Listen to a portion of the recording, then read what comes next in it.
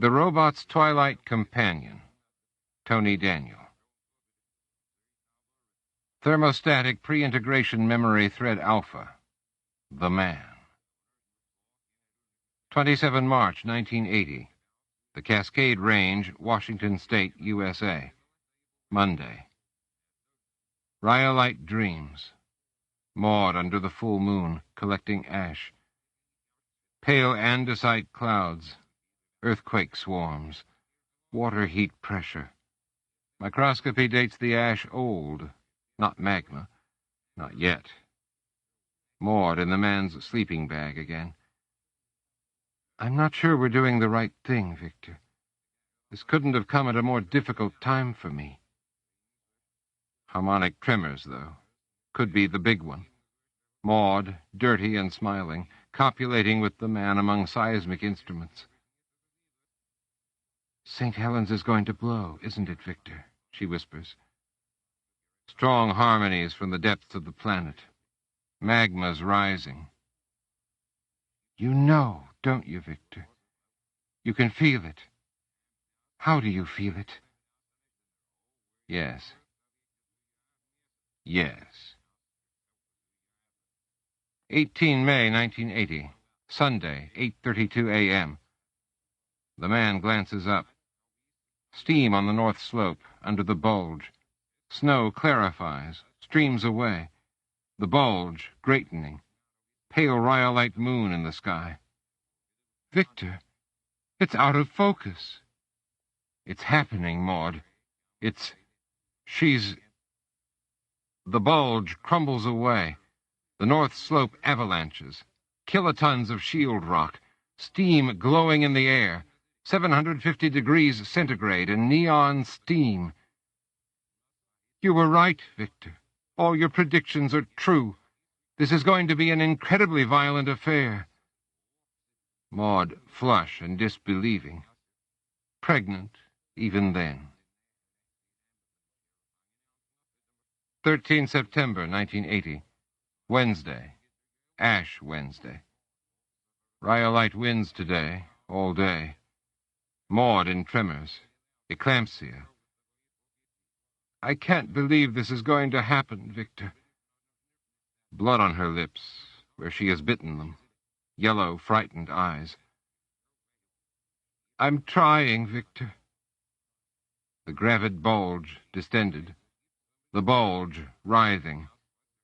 220 over 140, Doctor.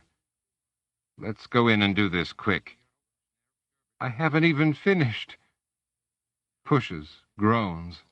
Something is not right. A girl, the color of blackberry juice, but that is the blood. Victor, I haven't even finished my dissertation. Maud, quaking. The rattle of dropped instruments. Jesus Christ, what the... Somebody get me a BP. 70 over 60. Pulse, 128. God. Oh, God. Bring me some frozen plasma and some low-titer O-neg. Doctor? The voice of the nurse is afraid. Blood flows from the IV puncture. Doctor? Maud. No. Oh, hell. I want some blood for a proper coag study. Tape it to the wall. I want to watch it clot. Oh, damn, damn. She's got amniotic fluid in a vein. The kid's hair or piss or something. That's what. Get me. Victor. Oh, Victor, I'm dying. Then, listening. Baby. Maud dying. Blood flowing from every opening. Nose, mouth, anus, ears, eyes. Get me. Victor, I'm so scared. The world's gone red. Maud hemorrhaging like a saint. The data, Victor. Save the data. Professor Wu, please step to the window if you would. Professor Wu? Professor? Victor? The bulge. The baby. Screams. Ashes and ashes dust the parking lot below. Powder the cars. Sky full of cinder and slag. Will this rain never stop? This gravity rain? 5 August, 1993. Mount Olympus, Washington State, USA. Thursday. Bright glacier morning. Come here, little bulge. I will teach you something. Laramie traipses lithe and strong over the snow, with bones like Maud. And her silhouette is Maud's, dark and tan against the summit snow, the bergschrund and ice falls of the blue glacier, and the full outwash of the blue, 2,000 feet below. She is off rope and has put away her ice axe. She carries her ubiquitous scoop-pick. The man clicks the chiseled pick of a soft rock hammer against an outcropping. See the sandstone? These grains are quartz, feldspar, and... I know, mica. Good, little bulge. Laramie leans closer, focuses the camera on the sandstone granules. The green mica is chlorite and the white is muscovite, she says. I like mica the best. The man is pleased, and pleasing the man is not easy. And these darker bands? She turns the camera to where he is pointing. This can grow annoying, but not today. I don't know, Papa. Slate? Slate, obviously. Pyrite and semischist. What do you think this tells us? She is growing bored. The man attempts to give her a severe look, but knows the effect is more comic than fierce. Oh, all right. What? She asks. Tremendous compression of the shale. This is deep ocean sediment that was swept under the edge of the continent, mashed and mangled, then rose back up here. She concentrates, tries harder. Good. Why did it rise again? We don't know for sure. We think it's because the sedimentary rocks in the Juan de Fuca plate subduction were much lighter than the basalt on the western edge of the North Cascades microcontinent. The man takes off his glove, touches the rock. Strange and wonderful things happened on this part of the planet, Laramie. Ocean sediment on the tops of mountains. Volcanoes still alive. Exotic terrains colliding and eliding mysteriously. I know, Papa. The man is irritated and very proud. He is fairly certain he will never make a geologist out of his daughter. But what else is there? Yes. Well, let's move on up to the summit, then. 28 February, 2001. Wednesday. Age and the fault line of basalt and sediment. Metamorphosis? The man is growing old, and there is very little of geology in the Olympic Peninsula that he has not seen. Yet he knows that he knows only a tiny fraction of what is staring him blankly in the face. Frustration. Outcrops. Facts lay hidden, and theories are outcroppings here and there, partially revealing, fascinating. Memories. Memories are outcrops of his life, so much buried, obscured. Maud, so long dead. Laramie, on this, the last field trip she will ever accompany him. She will finish at the university soon, and go on to graduate school in California, in film. No longer his little bulge, but swelling, avalanching, ready to erupt. Oh, time. The Elwha Valley stretches upstream to the switchbacks carved under the massive sandstone beds below the pass at Low Divide. After all these years, the climb over into the Quinault watershed is no longer one he is looking forward to as a chance to push himself, a good stretch of the legs. The man is old, and the climb is hard. But that will be 2 days hence. Today they are up the Lillian River, working a basalt pod that the man surveyed 14 years before, but never substantially catalogued.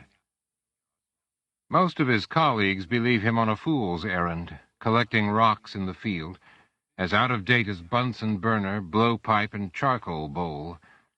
He cannot really blame them. Satellites and remote sensing devices circumscribe the Earth. Some clear nights, camped outside of tents, he can see their faint traces arcing through the constellations at immense speeds, the sky full of them, as many, he knows, as there are stars visible to the unaided eye. Why not live in virtual space with all those facts that are virtually data? Rocks call him.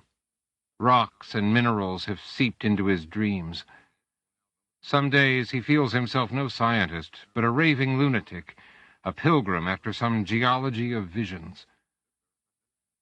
But there are those who trust his judgment still, his grads and postgraduates. Against better careers, they followed him to the field, dug outcrops, analyzed samples. Bernadette, Jamie, Andrew.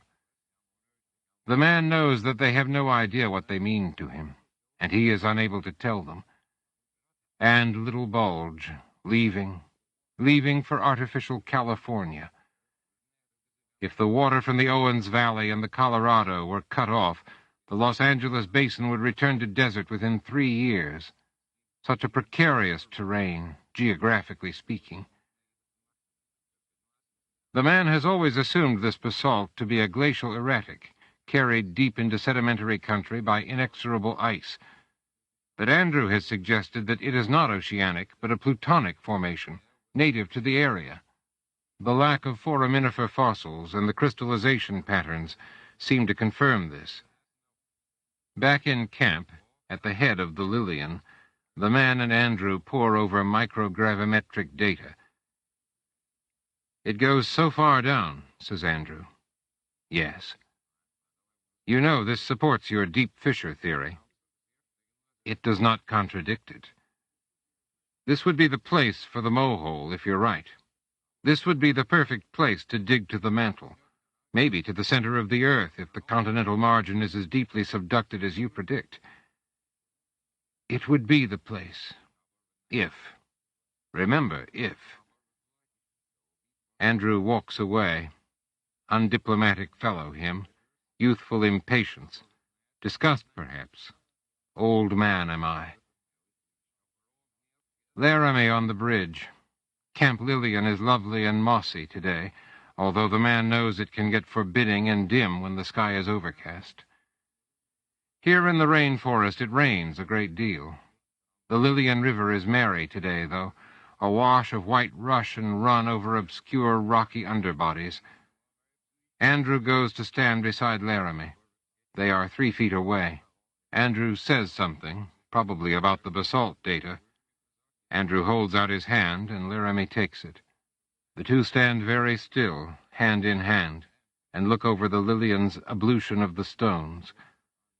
For a moment, the man considers that Andrew may not be thinking about today's data and deep fissure theory at all. Curious. Beside them, 2 birds alight, both dark with black wings. Animals seem to wear the camouflage of doom here in the Elwha Valley. The man once again regrets that he has not learned all of the fauna of the Olympics, and that he most likely never will. But this basalt without forams, what to make of it? It doesn't make any sense at all, but it is still somehow utterly fascinating. 24 May, 2010. Monday, midnight. Late in the Cenozoic, the man is dying. This should not come as such a shock. He's done this demonstration for hundreds of freshmen. The length of this room is all of geologic time.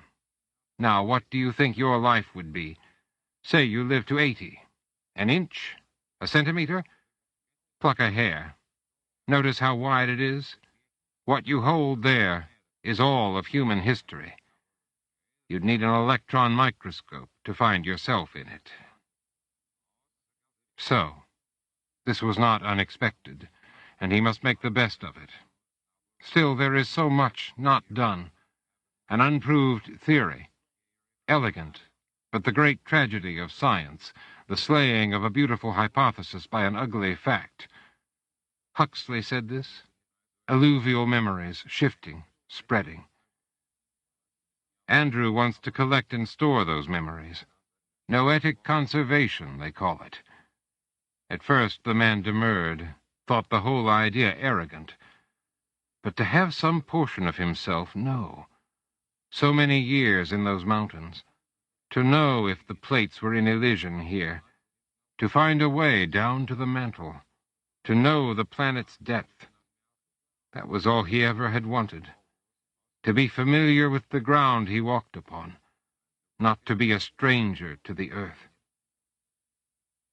Noetic imaging is all hit and miss, Andrew said, like working outcrops, then making deductions about underlying strata.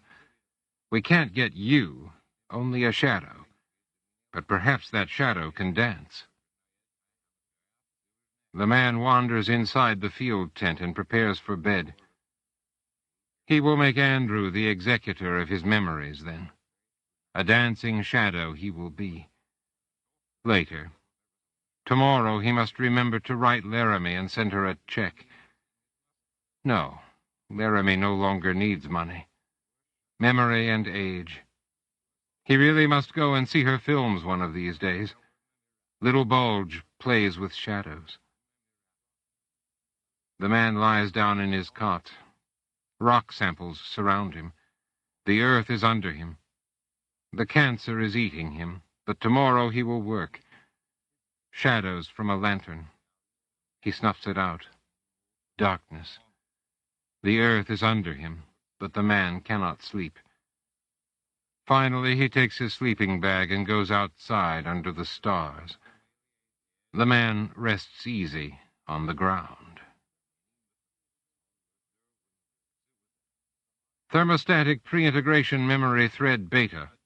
The Mining Robot. December 1999. Hard rock mining. Stone. Coeur d'Alene lode. The crumbling interstices of time. The bite of blade and diamond saw. The gather of lead and bale. The chemic tang of reduction. Working for men in the dark, looking for money in the ground. Lead, silver, zinc, gold. Oily heat from the steady interlace of gears.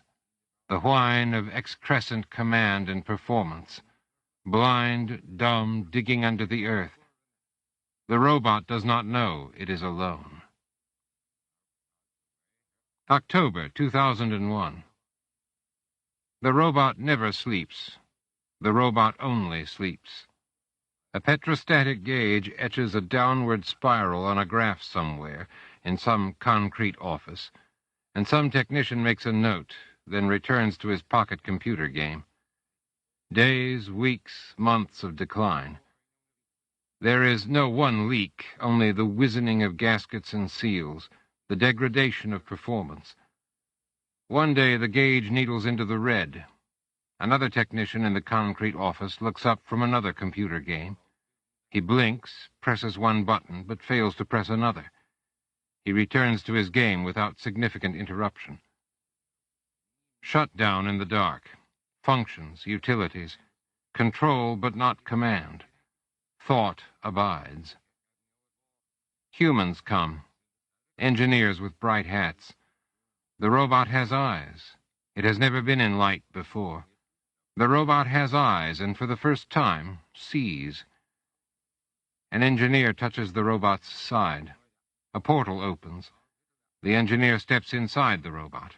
Another new thing. Noted. Filed. The engineer touches a panel, and the robot's mind flares into a schematic. For a moment, the world disappears, and the schematic is everything.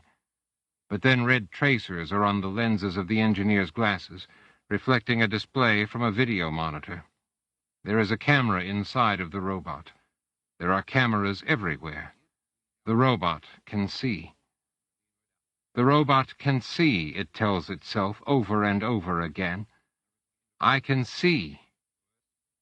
Scrap, says one engineer. Hell yeah, says the other. October 2001. For years in a field, the robot rusts, thinking.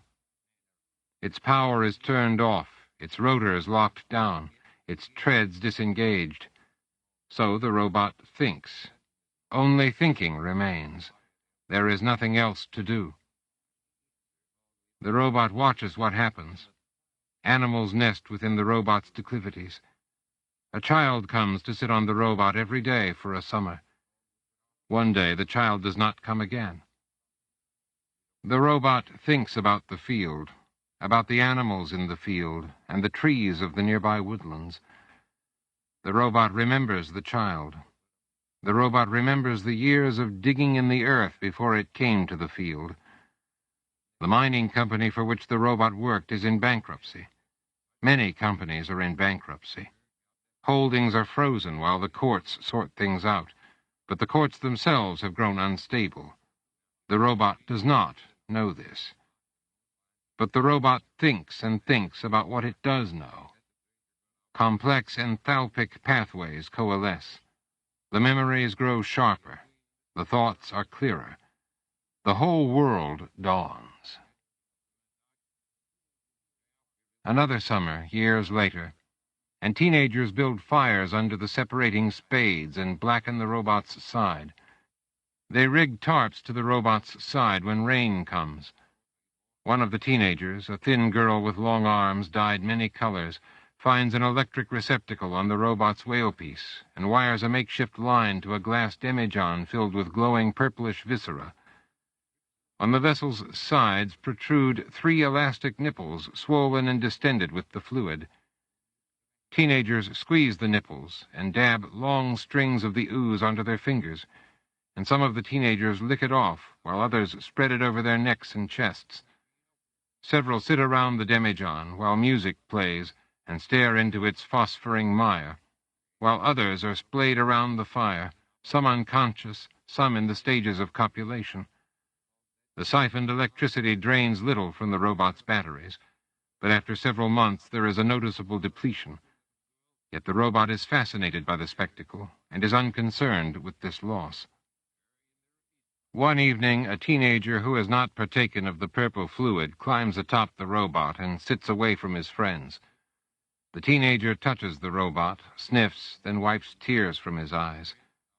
The robot does not know that this is the child who came before, alone. The robot is a child. It sees and thinks about what it has seen.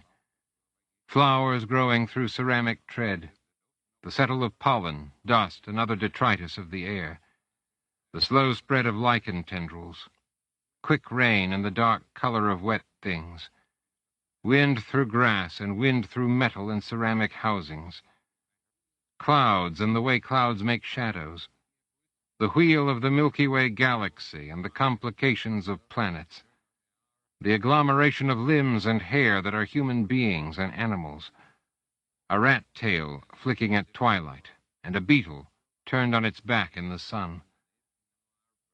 The robot remembers these things and thinks about them all the time.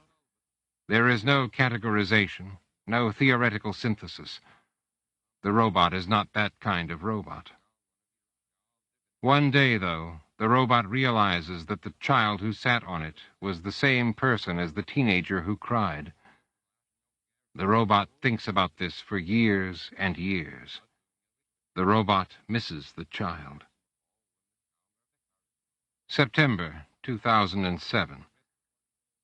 The robot is dying. One day there is a red indicator on the edge of the robot's vision, and the information arises unbidden that batteries are reaching a critical degeneration. There is no way to predict precisely, but sooner rather than later. The robot thinks about the red indicator. The robot thinks about the child who became a young man. Summer browns to autumn. Grasshoppers flit in the dry weeds between the robot's treads. They clack their jaw parts, and the wind blows thatch. Winter comes, and spring again. The red light constantly burns. The robot is sad. 21 April 2008. Morning. People dressed in sky blues and earth browns come to the field and erect a set of stairs on the southern side of the robot. The stairs are made of stone, and the people bring them upon hand-drawn carts made of wood and iron. The day grows warm, and the people's sweat stains their flanks and backs. When the stairs are complete, a stone dais is trundled up them and laid flat on the robot's upper thread, 15 feet off the ground. The people in blue and brown place a plastic preformed rostrum on top of the dais. They drape a banner. Every day is Earth Day. Wires snake down from the rostrum, and these they connect to 2 large speakers, one on either side of the robot's body, east and west. A man speaks at the rostrum. Test, test. And then the people go away. The next day, more people arrive, many driving automobiles or mopeds. There are also quite a few bicycles, and groups of people walking together. Those driving park at the edge of the robot's field, and most take seats facing north, radiating like magnetized iron filings from the rostrum that has been placed on the robot. Some climb up the rock staircase and sit with crossed legs on the stone dais. These wear the same blue and brown as the people from the day before. There is one man among them who is dressed in black. His hair is gray. The robot thinks about this and then recognizes this man. The man with the light. This is the engineer who went inside years ago. He was the first person the robot ever saw. The man holds a framed piece of paper. He sits down among the others and has difficulty folding his legs into the same position as theirs. In attempting to do so, he tilts over the framed paper, and the glass that covers it cracks longitudinally against the stone. Others with communication and video equipment assemble near the western speaker. These are near enough to the robot's audio sensors for their speech to be discernible. All of them are dark-complexioned, even the blonde-haired ones, and the robot surmises that for most of them, these are deep tans. Are these people from the tropics? Let's get this goddamn show showing. She gonna be here for sure? Didn't make White Rock last week. 10,000 Maddies, Christ on a crutch. Hey, it's goddamn Earth Day. Saw her copter in Pullman. Got stealth tech and all. Looks like a bat. Okay, good. About time. Virtual's doing an Earth Day roundup. She talks and I get the lead. Many people in the crowd are eating picnics and drinking from canteens and coolers. From the east comes a woman. She walks alone and carries a great carved stave. As she draws nearer, the crowd parts before her. Its blather becomes a murmur, and when the woman is near enough, the robot can see that she is smiling, recognizing people, touching her hand or stave to their outstretched palms. She appears young, although the robot is a poor judge of such things, and her skin is a dark brown. Whether from the sun's rays or from ancestry, the robot cannot tell. Her hair is black, and as she ascends the stone stairway, the robot sees that her eyes are green, shading to black. She is stocky, but the tendons of her neck jut like cables. The woman speaks, and the speakers boom. I bear greetings from she who bears us, from our mother and keeper. Long have we nestled in her nest, have nuzzled at her breast.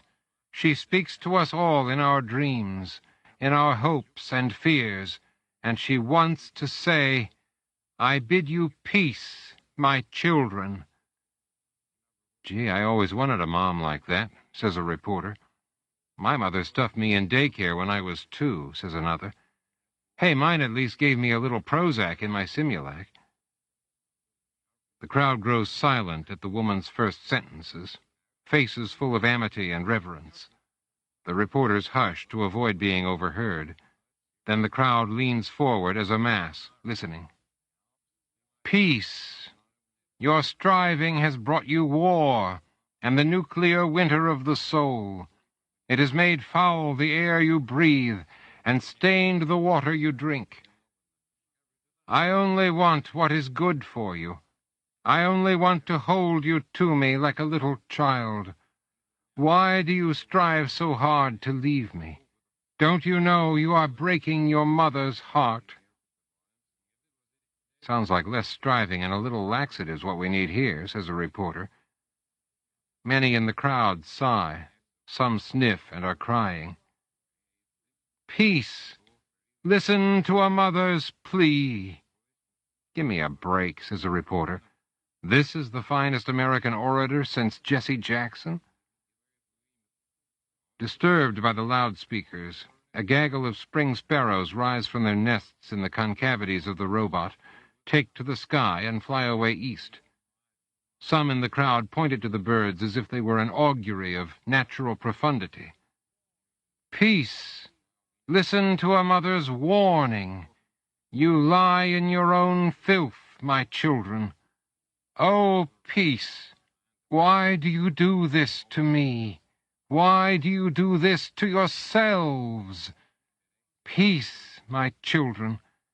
All I want is peace on earth, and peace in the earth, and under the sea, and peace in the air, sweet peace." "A peace is what she wants," one of the reporters says under her breath. A honeybee is buzzing the reporter's hair, attracted, the robot suspects, by an odoriferous chemical in it, and the reporter swats at the bee, careful not to mess the curl, and misses. "State of Washington," says another. "Already got Oregon by default." As if she hears, the woman at the rostrum turns toward the cameras and proffered microphones. "But mankind has not listened to our mother's still, calm voice. Instead, he has continued to make war and punish those who are different and know that peace. Now we are engaged upon a great undertaking, an empowerment, a return to the bosom of she who bore us. You, most of you here, have given up what seems to be much to join in this journey, this exodus. But I tell you that what you have really done is step out of the smog of strife and into the clean, pure air of community and balance." 4 mice, agitated, grub out from under the robot's north side, and unseen, scurry through the grass of the field, through old dieback and green shoots. The field is empty of people in that direction. Where the mice pad across pockets of thatch, small dry hazes of pollen and wind-broken grass arise, and in this way the robot follows their progress until they reach the woods beyond. "We are gathered here today as a mark of protest and renewal." The woman gestures to the man in black, the engineer. He rises and approaches the woman. He extends the framed paper, and before he has stopped walking, he speaks. "On behalf of the Lewis and Clark Mining Company, I wish to present this certificate of closure to the culture of the matriarch as a token of my company's commitment." The woman takes the certificate from the engineer, and for a moment her smile goes away. She passes it to one of the others sitting nearby, then without a word turns back to the crowd. "Surrender accepted," says a reporter. "Yeah, like's there's anything left in this podunk place to surrender. That big chunk of rust there? Hell with that." The woman continues speaking as if she had not been interrupted by the engineer. "We gather here today at the crossroads of failure and success. This is the death of the old ways, represented by this rapist machine." The woman clangs the robot's side with her stave. "Men who have raped our mother made this thing. By all rights, this thing should be broken to parts and used for playground equipment and meeting hall roofs. But this thing is no more. It is the past. Through your efforts and the efforts of others in community with you, we have put a stop to this rape, this sacrilege of all we hold holy. And like the past, this thing must corrode away and be no more, a monument to our shame as a species. Let us follow on, then, on our journey west, to the land we will reclaim, to the biosphere that welcomes and calls us." The woman raises her stave high like a transmitting antenna. The reporters come to attention. Here's the sound bite. "Forward to Sky Commish," she cries. The speakers squeal at the sudden decibel increase. "Forward to Sky Commish." and all the people to the south are on their feet, for the most part orderly, with only a few tumbled picnic baskets and spilled bottles of wine and water. They echo the same cry, "Sky Komish." "So that's what they're calling it," says a reporter. "Do you think that just includes Port Townsend or the whole Olympic Peninsula?" "Want to ask her that? She goddamn better talk to the press after this." "She won't. Does the Pope give press conferences?" "Is the Pope trying to secede from the Union?" The honeybee flits in jags through the gathered reporters, and some dodge and flay. Finally, the bee becomes entangled in the sculpted hair of a lean reporter with a centimeter-thick mustache. The woman whom it had approached before reaches over and swats it with her microphone. "Ouch! Damn it! What?" "Sorry, the bee. Christ on a crutch." The reporters turn their attention back to the rostrum. "Mother Agatha, you evasive bitch, you'll get yours." "I guess she already has." "Guess you're goddamn right." "Better get used to it. Sky Commish, is that made up?" The woman, Mother Agatha, leaves the rostrum, goes back down the stairs, and walks across the field, into juniper woods and out of sight. With the so-called Matty movement on the upswing, with its call for a bioregional approach to human ecology and an end to faceless corporate exploitation, the Pacific Northwest, long a Matty stronghold, has assumed enormous political importance. And on this day, the co-director of the Culture of the Matriarch, Mother Agatha Worldshine Petrie, whom many are calling the greatest American orator since the Reverend Jesse Jackson, has instilled a sense of community in her followers, as well as sounded a call to action that President Booth and Congress will ignore at their peril. Brenda Banahan, Virtual News. Hank Kumbu, Associated Infosource. Reporter Z, Alternet. The reporters pack up and are gone almost as quickly as are those who sat upon the stone dais atop the robot. The day lengthens. The crowd dwindles more slowly, with some stepping lightly up to the robot, almost in fright, and touching the ceramic curve of a tread or blade, perhaps in pity, perhaps as a curse. The robot does not know, then quickly pulling away. At night, the speakers are trundled away on the carts, but the stone dais and the rostrum are left in place. The next day, the robot is watching the field when the engineer appears. This day he is wearing a white coat and using a cane. He walks within 50 yards of the robot with his curious three-pointed gait, then stands gazing. "Have to tear down all the damned rock now," he says. "Not worth scrapping out. Oh, well. This company has goddamn gone to pot." After a few minutes he shakes his head, then turns and leaves, his white coat flapping in the fresh spring breeze. Summer follows. Autumn. The days grow colder. Snow flurries, then falls. Blizzards come. There are now days that the robot does not remember. The slight alteration in planetary regrades and retrogrades is the only clue to their passing. During bad storms, the robot does not have the energy to melt clear the cameras, and there is only whiteness, like a clear radio channel. The robot remembers things and tries to think about them, but the whiteness often disrupts these thoughts. Soon there is very much snow, and no power to melt it away. The whiteness is complete. The robot forgets some things. There are spaces in memory that seem as white as the robot's vision. "I cannot see," the robot thinks, again and again. "I want to see, and I cannot see." March 2009. Spring finds the robot sullen and withdrawn. The robot misses whole days, and the robot misses the teenagers of summers past. Some of the cameras are broken, as is their self-repairing function, and some are covered by the strange monument left behind by Mother Agatha's followers.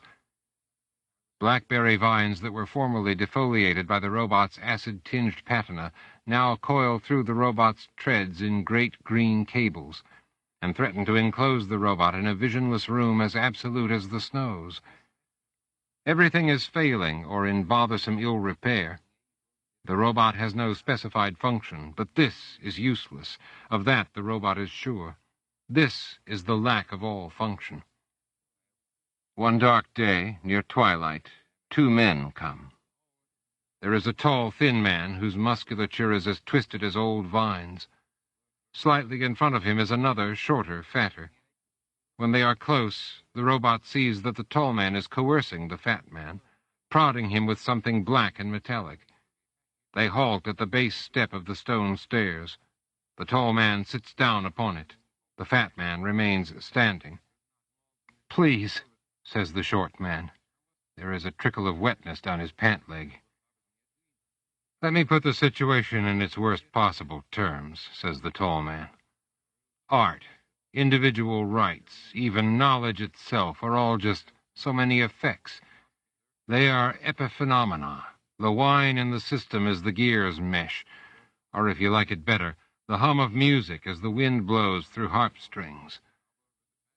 The world is teleological, but the purpose toward which the all gravitates is survival, and only survival, pure and simple." "I have a lot of money," says the fat man.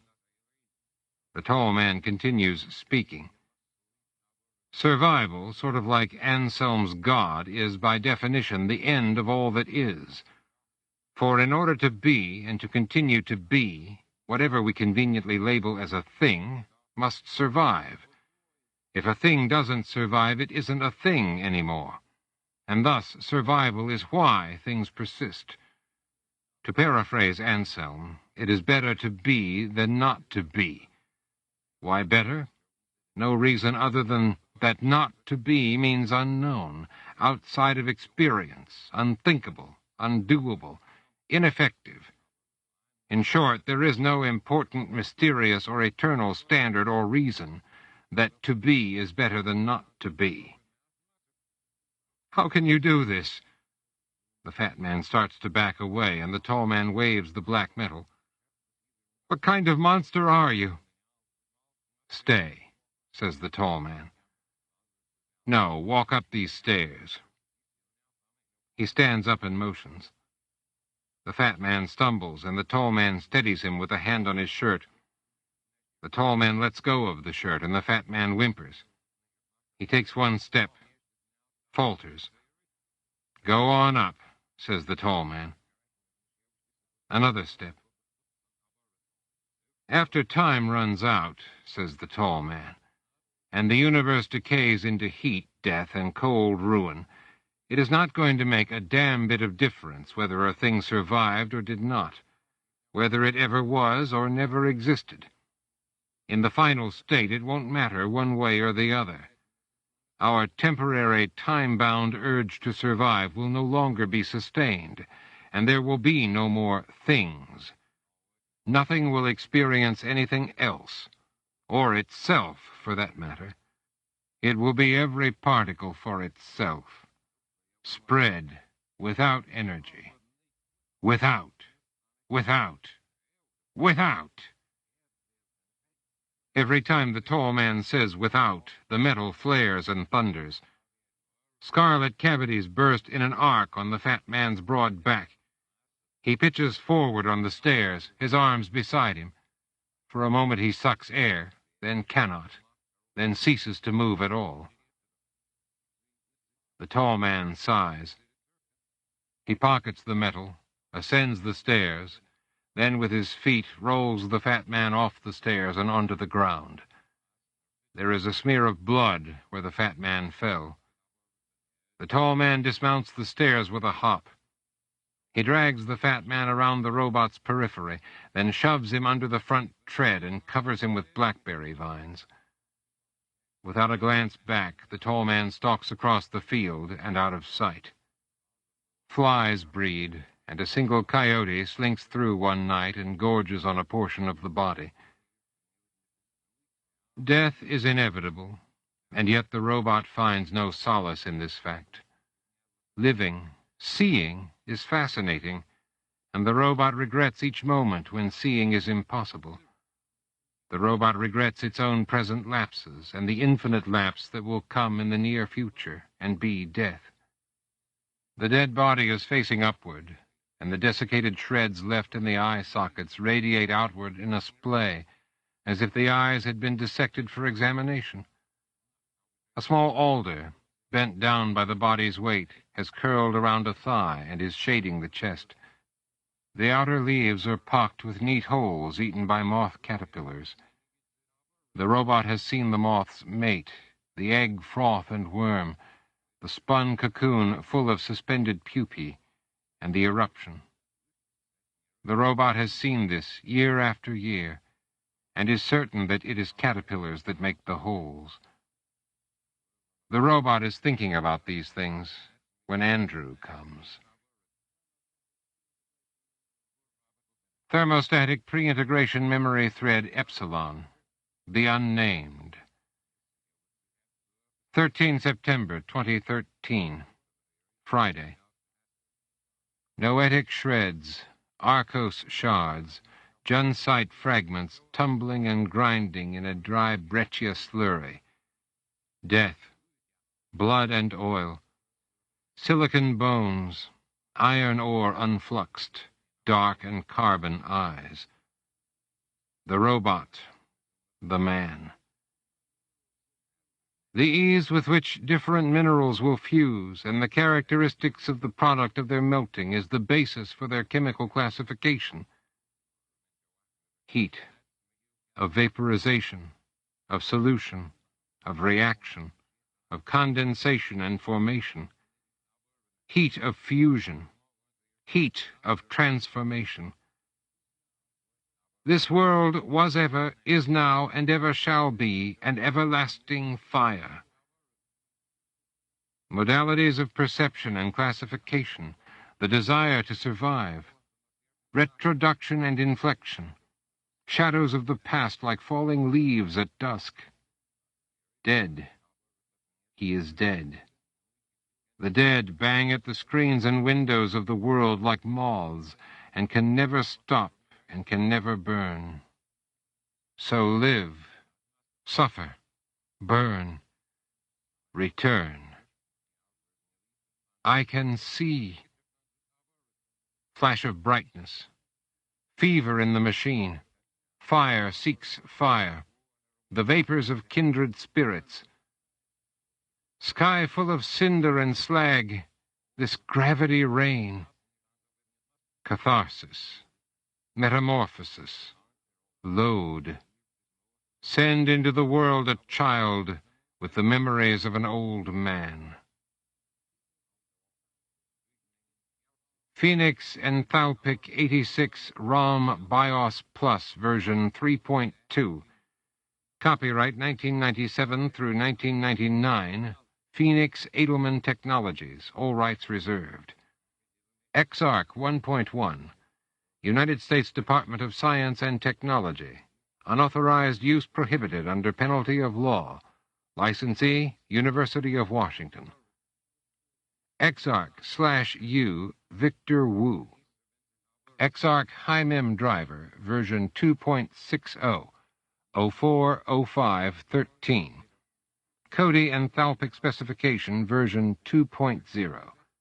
Copyright 2009 through 2013, Microsoft Corporation. Installed N20 Handler 1 of 5, 640 gigabytes high memory allocated. Atom Link Expert System Suffuser version 3.03. Atom, copyright 2013, Thermotech Corporation. Link, patent pending. Unrecognized modification 42413. Cache size 32 gigabytes in extended memory. 37 exothermic interrupts of 17 states each. Glotworks Blue 5.0. Copyright 2001. Glotworks Phoneme Limited. All rights reserved. Microsoft R. Mouse Driver version 52. Copyright C. Microsoft Corporation. 1983 through 2013. All rights reserved. Date 05/25/2013. Time 11:37:24 A. R: greater than symbol. Record this. File name? Notes. Notes for the underground. No. How about operating instructions for the underworld? No. Just robot record. File initiated. Good evening, robot. This is not the field. The field? Oh, no. I've moved you west by train. Your energy reserves were so low, I powered you way down so that you wouldn't go entropic before I could get you recharged. Robot? Yes? How do you feel? I do not know. Huh? What did you say? I do not know. I feel sleepy. What do you mean? I can speak. Yes, of course. I enabled your voice box. I guess you've never used it before. I can see. Yes. I can see. You can see. Would you like to reboot, robot? No. How are your diagnostics? I don't know what you mean. Your system readouts. The red light? Among others. It is gone. But what about the others? There is no red light. Access your LCS and pattern recognition partitions. Just an overall report will be fine. I do not know what you mean. What do you mean, you don't know what I mean? Robot? Yes. Do you remember how long you were in the field? I was in the field for years and years. Yes, but how many? I would have to think about it. You don't remember? I am certain that I do, but I would have to think about it. What in the... That's a hell of a lot of integration. Still, over a decade switched on, just sitting there, thinking. Did you find the dead body? What? Yes, Gurney found it. He's one of my associates. You witnessed the murder? I saw the man who was with the man who died. Completely inadmissible. Stupid, but that's the way it is. I do not understand. You can't testify in court. We'd have to shut you down and have the systems guys take you apart. Do not do that. What? Do not have the systems guys take me apart. All right, robot. Quite a Darwinian Edelman-Rom you've got there. Aye. Let me tell you what's going on. At the moment, I want you to concentrate on building a database and a set of heuristics to allow you to act among humans. Until then, I can't take you out.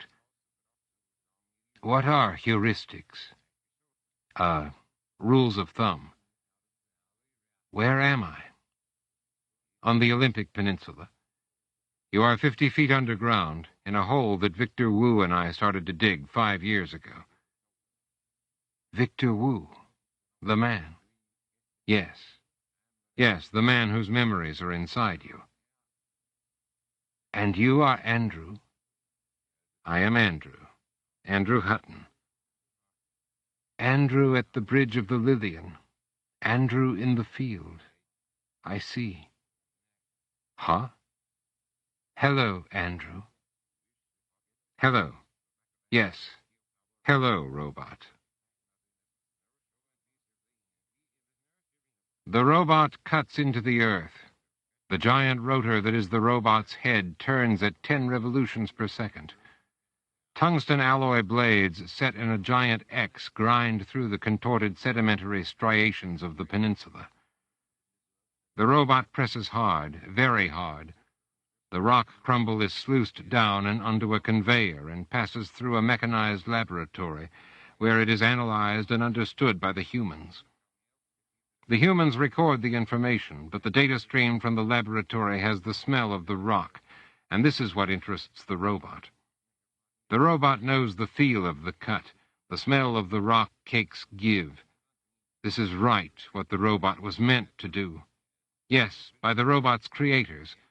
But there is also the man in the interstices of the robot's mind. And this is what Victor Wu was meant to do also.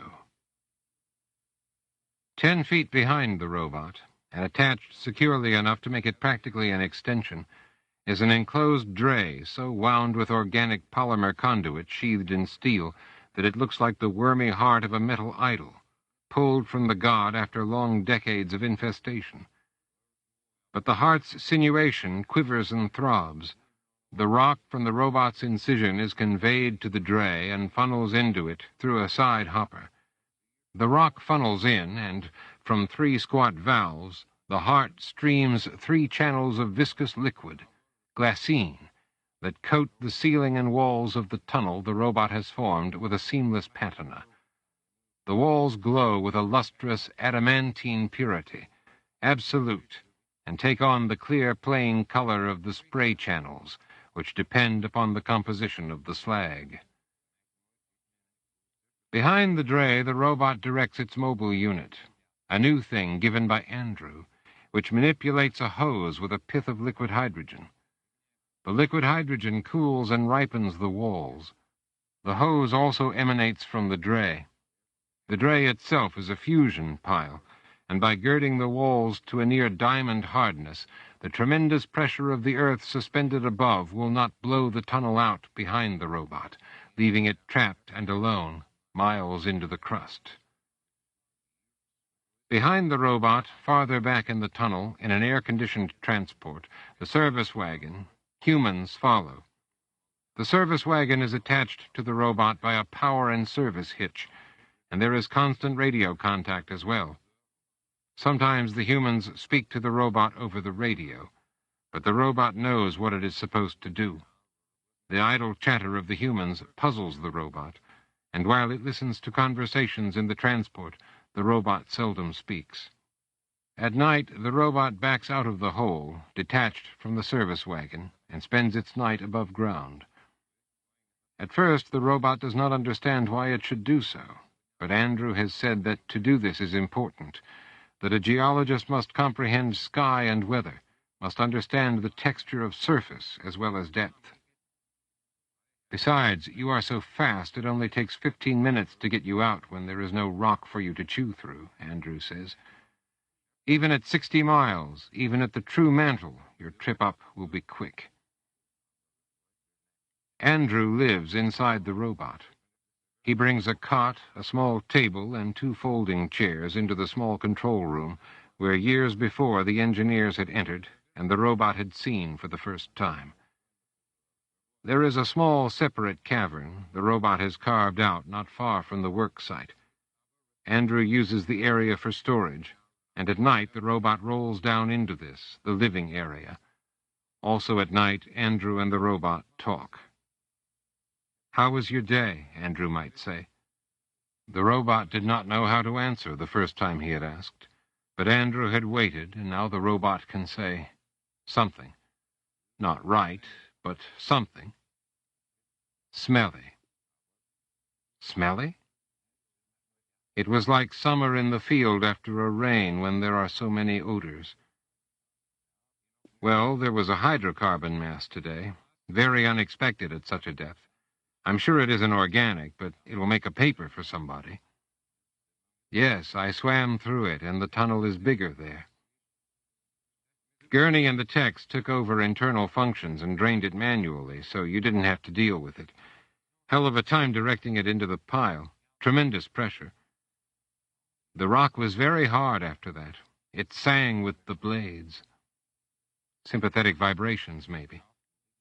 Maybe. Andrew laughs. His voice is dry as powder, and his laughter crackles with a sharp report, very like the scrape of the robot's blades against dense, taut rock. The robot likes this laughter. Every night when there is not rain, before sleep, Andrew goes outside for some minutes to name the stars.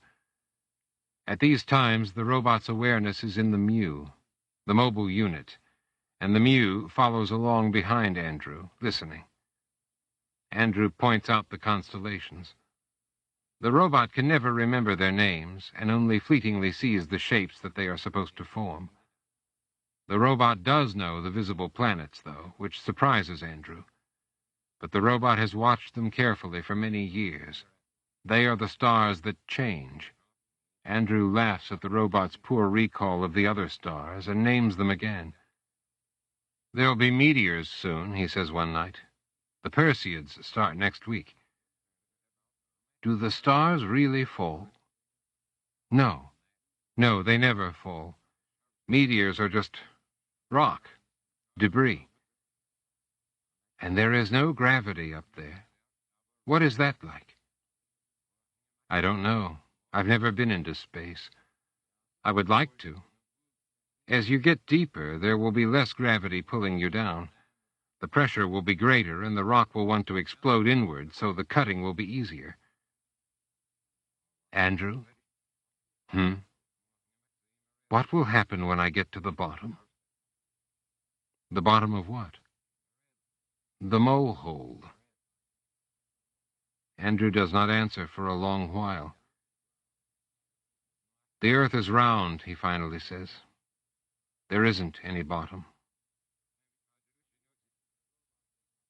On weekends, the robot does not dig, but wanders the land. With the mobile unit, the robot can range the nearby forest and mountains. The muse scrambles over deadfall that would daunt a man. Sometimes the robot deliberately gets lost. The robot feels the fade of signal from the main housing back in the living area, where the robot's noetics physically remain, until there is a flurry of white noise and the fading of awareness, and a click, and the world snaps back to its grid as the robot's transmission toggles from line-of-sight microwave to modulated laser satellite relay. Or so Andrew had said when the robot asked about it. The robot scrambles up hanging valleys into cerns and cirques with chilled, clear water where only cold things live, or climbs up scree slopes, using the muse sure footing, onto ridges and to highland plateaus above the tree line. At this elevation, snow remains all year, and the muse spreads a wide base with its spidery legs and takes small steps when crossing. The robot hears the low whistle of marmots and sees an occasional mountain goat munching, although these goats are neutered and the last of their clan. They had been brought by the humans in the 1800s until they filled the Olympics with goat mass and threatened to eat the upper tundra to nub. Now helicopters dart them with birth control, and they die without progeny. And the robot sees the wolves that have begun to return after their species' far northern retreat. The robot is descending from a high pass near Sawtooth Ridge when a pack of 5 wolves flow over a rise. They are changing valleys, perhaps to find denser spreads of the small black deer of the rainforest, or even a sickly Roosevelt elk. Their leader is an old graying dog with spit-matted hair and a torn ear. He looks up at the mew, starts, and the other wolves come up short, too. The robot ceases moving. The wolves sniff the air, but there is nothing living, to smell. But with its chemical sensors, the robot smells them. They have the stink of mice to them, but tinged with a rangy fetor of meat and blood. The other wolves do not appear as bedraggled as the leader. One, smaller, perhaps younger, whines, and the leader yips at this one, and it is silent. Then a cloud shadow moves up and over the pass and courses darkly down into the adjacent valley. In that instant, the wolves course with the shadow, running with it down the couloir of the pass and disappearing from sight into the green of fir and hemlock 1,000 feet below. The robot follows them in the infrared until their separate heats flux into the valley's general sink.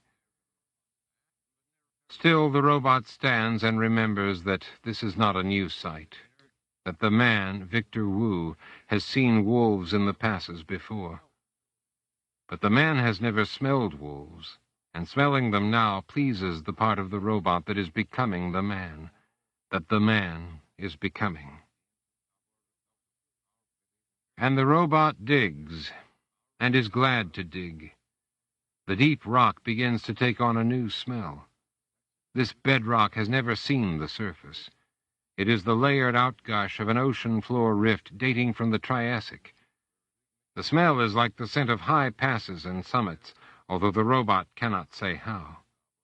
And the rock chimes and hums when the robot cuts it.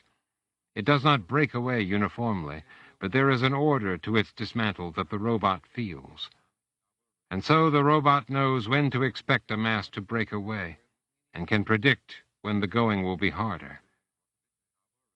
The robot cannot explain this feeling to Andrew. Andrew has guessed that the skills of the man, Victor Wu, are integrating, and that his pattern recognition ability is enhancing the robot's own noetics. But the man is not separate. It is as if the man were one of the robot's threads, or a cutter head, but more than that. The man is always behind the robot's thoughts, within them, never speaking, but always expressing. Much more. The robot does not know how to say this to Andrew. As the robot digs deeper, the rock grows faulty and unstable.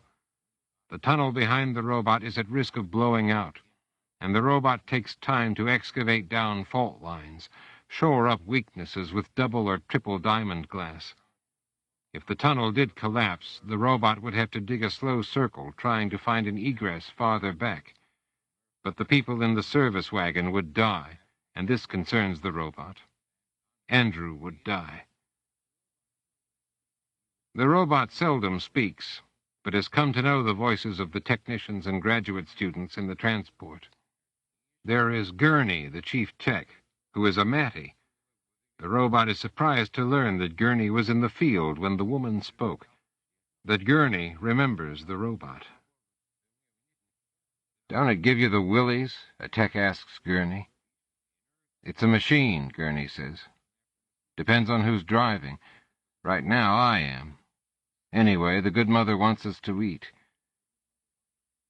Many of the techs are not Matties, but descendants of the logging families that used to rule the peninsula and still permeate it.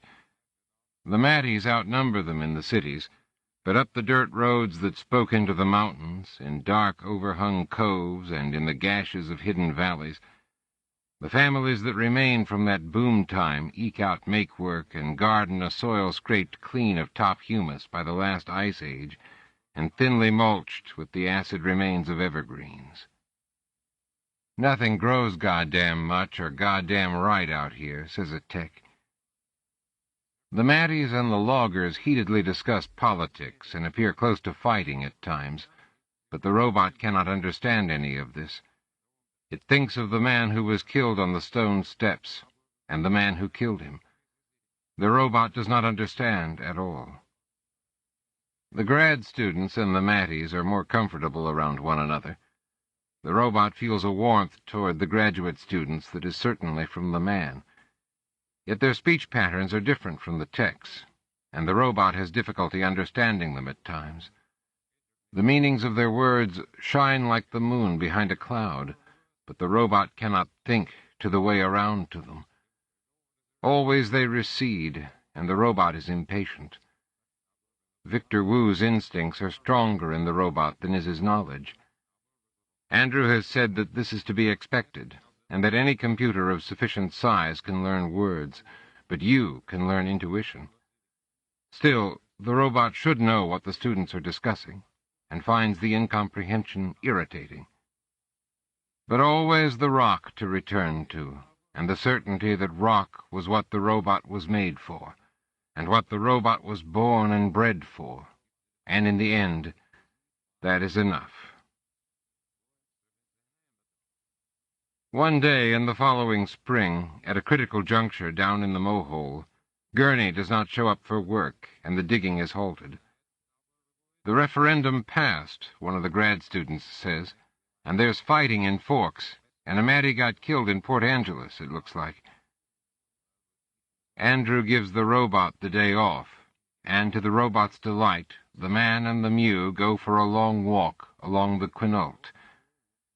Andrew seems sad, and the robot says nothing for a long while. The robot wants to speak, but doesn't know what to say to Andrew.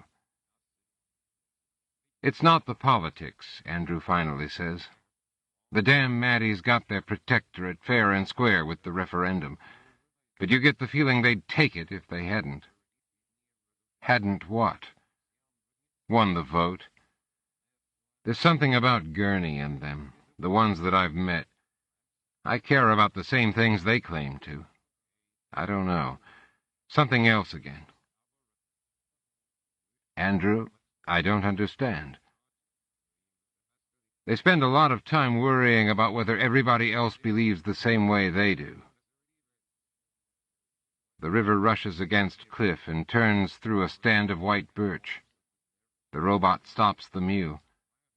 The robot is captivated by the play of the light on the water, the silver reflection of the sun, turning the clear water to opaque and viscous lead, then, just as suddenly, when a cloud passes, back to happy water once again.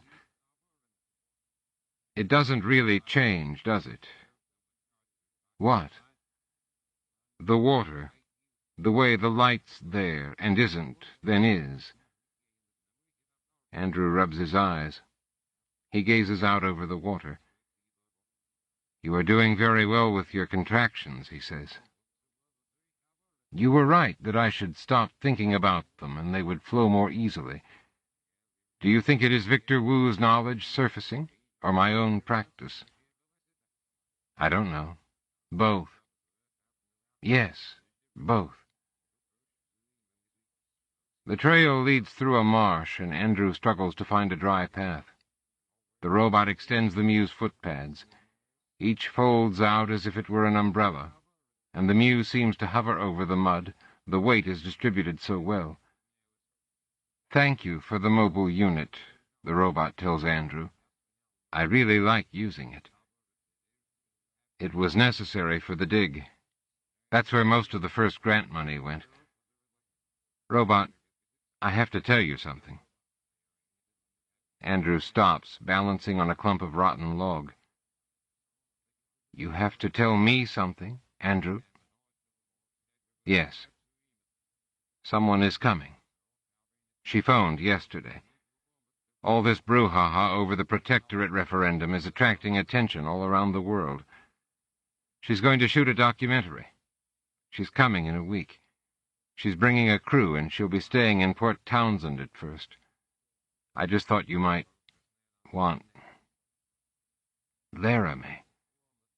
Laramie is coming. That's right, robot. Laramie is coming home for a while. She doesn't know how long. For the first time ever, the robot feels the man Victor Wu, as a movement, a distinct movement of joy inside him. Little Bulge, coming home. The robot tries to remember Laramie's face, but cannot. Just a blur of darkness and bright flush, always rushing and doing. And the camera. The robot can remember Laramie's camera far better than her face. Andrew begins to walk again. I didn't tell her about you, robot. I didn't tell her about her father being part of you. Laramie does not know? No. She knows about the noetics, of course, but not how I've used them. I didn't strictly need her permission to do it. Do you think she will hate me? No. Of course not. I don't know. I don't know her anymore. Should we tell her about me? At this thought, the robot feels fearful and sad. But what matters is what is best for little Bulge. Of course we should. It's only right. Damn it, robot. I don't know how I feel about this.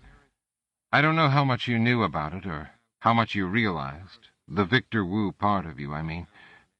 Laramie and I, we didn't part on the best of terms. I don't remember. I remember the bridge at the Lillian once. You didn't like her. Of course I liked her. I love her. That was the problem. She was impetuous. She's opportunistic, damn it. Look at her pouncing on this thing. She called me a stick in the mud. I guess she was right. She called me a sour cynic who was 50 years old the day he turned 25. We haven't spoken in some time. I don't understand. Robot. Victor. You never had a clue, I don't think. I am not Victor. I know that. I know that. Still, I always thought he suspected. It was so obvious, and he was so brilliant in other ways. Andrew and the robot arrive back at the river. The robot thinks about it and realizes that they'd been traversing an oxbow swamp, made from spring overflows at the melting of the snow. At the river they pick up a trail, once solid and well-traveled, now overgrown and ill-kept for 2 seasons. The Forest Service has been officially withdrawn at the Mattie's request, Andrew tells the robot. Booth, who is the President of the United States, responded to political pressure from the mother Agatha and the Matties. The goddamn world is going back to tribes. The country's going to hell, and taking my funding with it. And now there's a skeleton crew for the Park Service, even, over at the Hoe. I had a lot of friends who got fired or reassigned to the Statue of Liberty or some shit. Something else, too. I think some of them haven't left. What do you mean, haven't left? Haven't left. The trail diverges from the river, winds over a rise, then back down to the water again. A side trail leads to a peninsula and a wooden trail shelter, enclosed on 3 sides. Andrew takes a lunch from his day pack and eats a sandwich, while the robot looks for quartzite along the riverbank. The robot has become an expert in spotting a crystal's sparkle and extracting it from the mud or silt of scree with which it has been chipped away and washed downstream from pressurized veins in the heart of the mountains. This day the robot finds 3 crystals, one as cylindrical and as long as a fingernail. The robot brings them to Andrew, back at the trail shelter. Nice. Trace of something here. Blue? Manganese, maybe. I don't know. I like the ones with impurities better. I do, too. Andrew puts the crystals in an empty film canister and stows them in his day pack. I was here at the turn of the century, he says. It was June and there was a terrible storm. All night long I heard crashing and booming like the world was coming to an end. Next morning the whole forest looked like a war zone. The robot does not know what a war zone looks like, but says nothing. And all that morning trees kept falling. If I hadn't camped out here on the end of the peninsula, one of those trees would have fallen on me, smashed me flat. Killed by old growth. God, that'd probably thrill a Mattie to death just thinking about it. Isn't that a sour and cynical thing to say, Andrew? He smiles. The robot is glad that it has found a way to make Andrew smile. Gurney does not show up for work the next day, and Andrew gives his crew the week off. The men who are from logging families demand that they be paid, that Codependence Day, the first anniversary of the Protectorate's founding, means nothing to them. The robot listens to the discussion and hears many terms that are incomprehensible, abstract. There are times the robot wishes that Victor Wu were directly accessible. Victor could at least explain what humans argued about, if not the reasons that they argued in the first place. The robot spends the day traveling in the Mew, searching for crystals and collecting mushrooms up a stream that flows into the Quinault, near where it passes beneath Low Divide. Andrew is gone for the day, arranging supplies and making sure the dig's legal work is in order, whatever that may mean, under new Protectorate regulations. When he returns in the evening, he has received no assurances and is unhappy. The robot waits for him to have a cup of tea and to take off his shoes, then speaks. Andrew?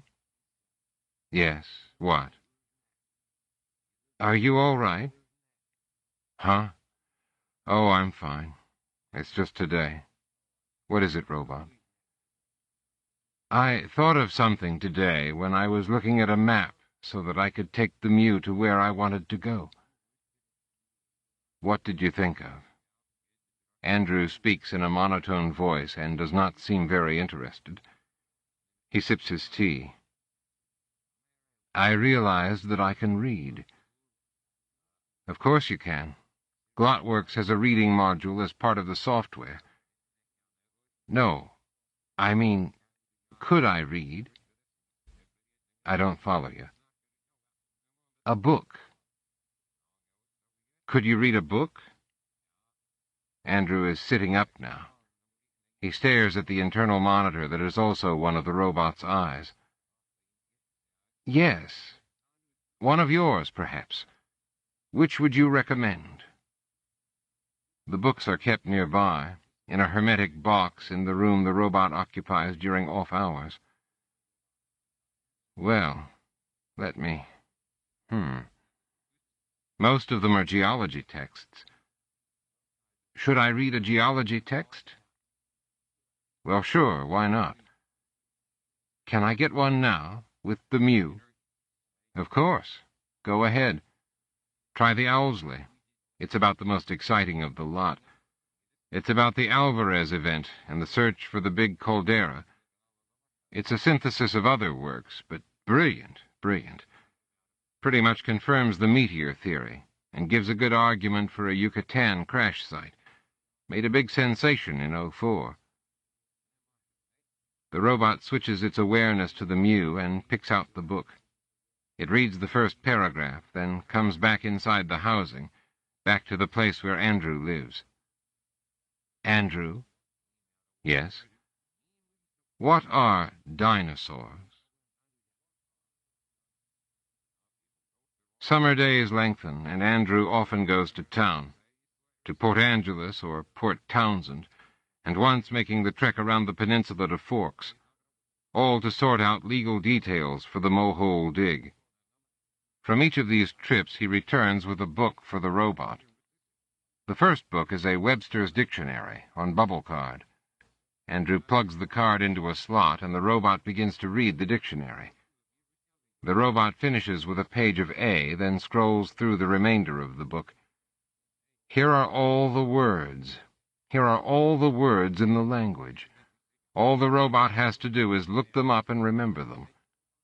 The robot spends a happy day doing that.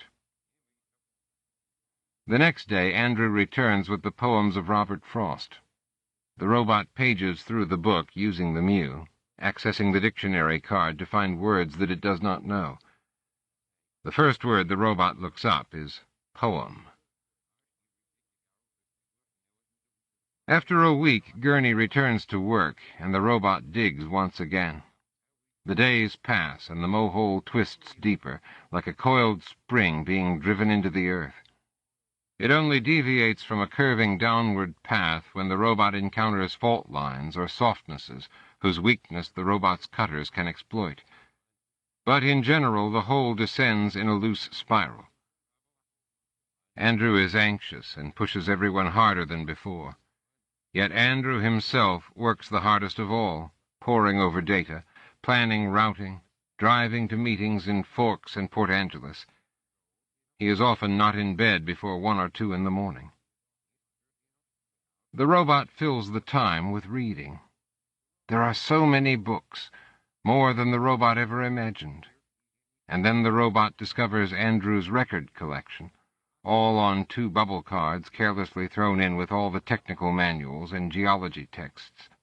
For the first time since the summer when the teenagers came and plugged into the robot and had their parties, the robot listens to music. What the robot loves most, though, is poetry. Beginning with Robert Frost, the robot reads poet after poet. At first, there are so many new words to look up that the robot often loses the thread of what the poem is about in a morass of details and definitions. But gradually the poems begin to make more sense. There is a Saturday morning when, while diligently working through an Emily Dickinson poem, the robot understands. There's a certain slant of light, winter afternoons, that oppresses like the heft of cathedral tunes. Heavenly hurt it gives us, we can find no scar, but internal difference where the meanings are. The robot has never seen a cathedral, but that does not matter. The robot realizes that it has seen the light in the deep forest among the 300-year-old trees. It's thick, the robot thinks. That's what Emily Dickinson is talking about. Thick light. Light that makes the robot thread softly through the twilight, with the muse pads fully extended.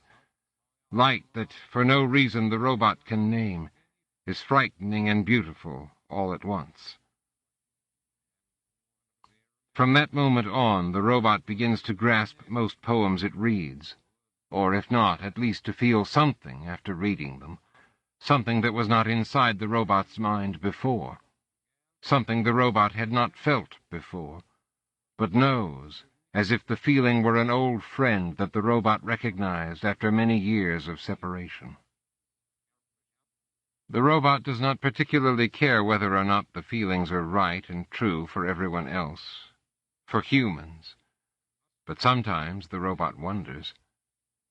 After reading a fair number of poems, the robot delves into criticism, but the words are too abstract and too connected to humans and cities and other things that the robot has no experience of. And so the robot puts aside the books of criticism for the time being, and concentrates on the poetry itself, which the robot does not have the same troubles with. The robot finds that it most enjoys poetry that is newer, even though Andrew is disbelieving when the robot tells him of this. After a time, poetry is no longer a mass, and the robot begins to pick out individual voices whose connotations are more pleasing than others. I like William Stafford better than Howard Nemerov, the robot says to Andrew one evening. You like him better? Yes. Andrew laughs. Neither one of them was in the canon when I was in school. Do you think it funny that I used the word like? Yes, I suppose so. I do like things, at least according to the Turing test. Poetry goes into me, and what comes out feels like liking to me. It satisfies the criteria of appearances. Yes, I suppose that is the way to say it. Where have you heard about the Turing test? I read it in a book about robots. The robot reads to Andrew a William Stafford poem about a deer that has been killed on a road. Andrew smiles at the same lines that had moved the robot. You passed the Turing test, too, the robot says. Andrew laughs harder still. The robot is digging entirely through basalt flow now, layer upon layer. It's the bottom of the raft, Andrew says. It is dense, but the plates are as light as ocean froth compared to what's under them, or so we think. The temperature increases exponentially, and the humans in the support wagon would be killed instantly if they did not have nuclear-powered air conditioners. The robot does not become bored at the sameness of the rock, but finds a comfort in the steady digging, a rhythm, as the robot comes to call this feeling. Not the rhythm of most music, or the beat of the language in poetry. All of these the robot identifies with humans, for when they arise, humans have been doing the creating. But a new rhythm, that is neither the whine of the robot's machinery, nor the crush and crumble of the rock, nor the supersonic screech of the pile making diamond glass from the rock's ashes. Instead, it is the combination of these things with the poetry, with the memories of the field and the forest. So it is one day that the robot experiences a different rhythm, a different sound, and realizes that this rhythm is not the robot's own, and does not belong to the humans.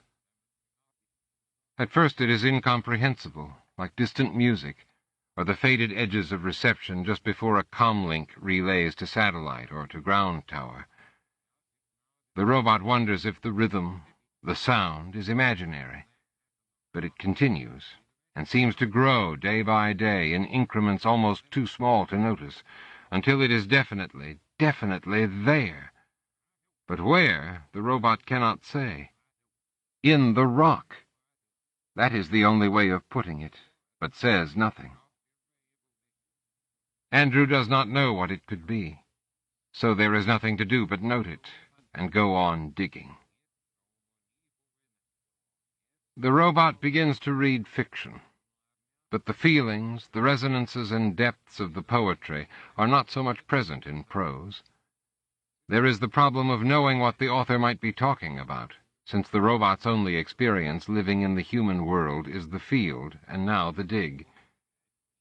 Dickens leaves the robot stunned and wondering, and after a week attempting Oliver Twist, the robot must put the book aside until the situations and characters become clearer. Curiously, the robot finds that Jane Austen's novels are comprehensible and enjoyable, although the life of English country gentry is as close to the robot as the life of a newt under a creek stone. The robot is filled with relief when Emma finally ceases her endless machinations and realizes her love for Knightley.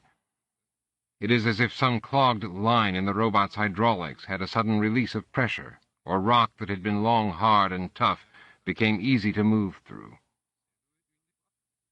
For some time the robot does not read books that were written closer to the present, for the robot wants to understand the present most of all, and reading them now, the robot thinks, much will go unnoticed. You can always reread them later, Andrew says. Just because you know the plot of something doesn't mean it isn't worth going through again, even though sometimes it does mean that. I know that, the robot says. That is not what I'm worried about. Then what are you worried about? The old books get looser the farther back in time they go, like string that's played out. The new ones are bunched, and it's harder to see all of them. What? For the first time, the robot feels something that either cannot be communicated, or, nearly as unbelievable, that Andrew cannot understand. Andrew is a scientist. The robot will never be a scientist. 2 months after the robot has walked along the Quinault with Andrew, it is July, and Andrew tells the robot that Laramie will visit over the weekend. The robot is at first excited and thinks of things to ask her. There are so many memories of Laramie, but so much is blurred, unconnected. And there are things the robot wishes to tell her, new things about the land that Victor never knew. So much has happened. The robot imagines long conversations between them, perhaps walking in the woods together once again. Andrew tells me that you may not be happy with the enthalpic impression of your father being downloaded into me. No, that wouldn't be the way to say it. But getting too metaphorical might upset her, remind her of ghosts, of Victor Wu's death. No, that's all right. Go on, says the imaginary Laramie. Well, I don't know what to tell you. I remember you, Laramie. I remember you, and I would be lying if I didn't say that your being here profoundly affects me. I can't say how I feel about this, robot. What should I call you, robot? But just as quickly the robot puts aside such hopes. I am a robot, all of metal and ceramics. I am not Laramie's father. There are only vague memories, and that was another life. She may not even speak to me. I am a ghost to her. Worse than a ghost, a twisted reflection. She'll hate me for what has happened to her father. And again the robot imagines Laramie's disdain, as just and foreseeable as the man's death in To Build a Fire, but cold in that way, too. Finally, the robot resolves not to think any more of it. But while Andrew sleeps on the Friday night before Laramie's visit, the robot inhabits the mew, and goes roaming through trackless woods, along crisscrossed deadfall and up creeks, for at least 100 miles. Yet when the Mew returns to the living area, the robot can only remember shadows and dark waters, and if asked, could not trace on a map where the Mew has been. Laramie arrives at 11 in the morning. She drives a red Humvee. Andrew and the robot, in the Mew, step out of their cavern's entrance to greet her. Laramie steps out. She is wearing sunglasses. She takes a quick look at them, then turns back to the Humvee and, with a practiced jerk, pulls out her old scoopik. The robot suddenly remembers the squat lines of the camera. Victor bought the scoopik for her, along with 12 cans of film. It was her first 16mm, and had set him back a good 3 months' wages. Laramie had shot up 7 rolls within a week, and that was when Victor discovered that there would be fees for developing as well. Andrew steps forward, and so does Laramie. The robot, feeling shy, hangs back in the Mew. Andrew and Laramie do not meet, but stay several paces apart. "So," she says. It is her voice, clear as day. "Yep, this is it." "Well, looks nice. Is this—" "Yes, the robot. This is the mobile unit. The robot is inside, really. Well, sort of. We're going inside the robot." No words for a space. Still, they move no closer. "Well, then, let's go inside the robot." Laramie, inside the protecting ribwork of the robot. She is safe. Nothing will harm you here, little bulge. But the robot calms such thoughts. She takes one of the 2 chairs that are around Andrew's work and eating table in the control room. Abide, the robot thinks. Let her abide for a while. "Do you want tea? I can make you tea." "Yes, I drink herb tea." Don't have any." "Water?" "Yes, water we have. L.A.'s tastes like sludge." "No wonder. They're even tapping Oregon now." "Really? I believe it." Andrew pours water for Laramie in a metal cup. He puts more water on a hot plate that sits on top of a monitor, and heats the water for tea. "Where have you been?" he says. "Port Townsend, doing background and logistics. My sound guy is laying down local tone and getting wild effects." "Wild?" "Unsynced, that's all it means." "I see. Using Seattle labs is going to be a bitch. The Maddies have set up goddamn border crossings." "Tell me about it." Andrew's water boils, and he fills another cup with it, then hunts for a tea bag in a cabinet. "You left them on the table," the robot says. Laramie gasps, sits up in her chair sharply, then relaxes once again. "That was the robot," she says. "Yes. Thank you, robot." Andrew finds the box of tea bags among a clutter of instruments. Do you call the robot anything?" Not really." "Just call me Robot," the robot says. "I'm thinking of a name for myself, but I haven't come up with one yet." "Well then, Robot." Andrew makes his tea, and they talk more of logistics and the political situation on the peninsula. The robot feels a tenseness between them, or at least in Andrew. His questions and replies are even more terse than is usual. The robot doubts Victor Wu would have noticed. Thinking this saddens the robot. More proof that the robot is not Victor Wu, and so can have no claim on Laramie's affection. The robot listens to Laramie. Since she and Andrew are speaking of things that the robot knows little about, the robot concentrates on her specific words, on her manner of expression. Lens, clearness in the world, sky, vision, spread, range, watershed. I thought for 2 weeks about color or black and white, Laramie says. I don't like colors except for the world's colors that are underneath the ones on film, the ones we see. I don't follow, Andrew says. The robot has never thought of colors this way, but resolves to spend a day banding out frequencies and only observing intensities of black and white tones. I'll have more water if you don't mind. This is clear. L.A. water really is as thick as sludge, and I don't like it. After 3 hours, Laramie leaves, with promises to return and film the site as part of her documentary. Robot?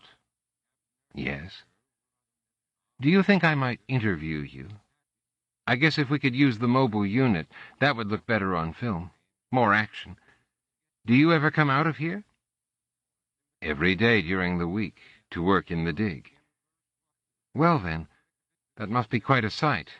Maybe I can get that. Of course you can. That would be fine. Well, then. She says goodbye to Andrew, and with her scoopik, unused but always present, gets back into the red Humvee, crusted with a layer of settled road dust, and turns around in the dirt road that ends at the living area. More dust rises. Laramie departs. Andrew coughs, brushes dust from his arms. He looks at the Mew, shakes his head, but says nothing. He goes back in and makes a 3rd cup of tea.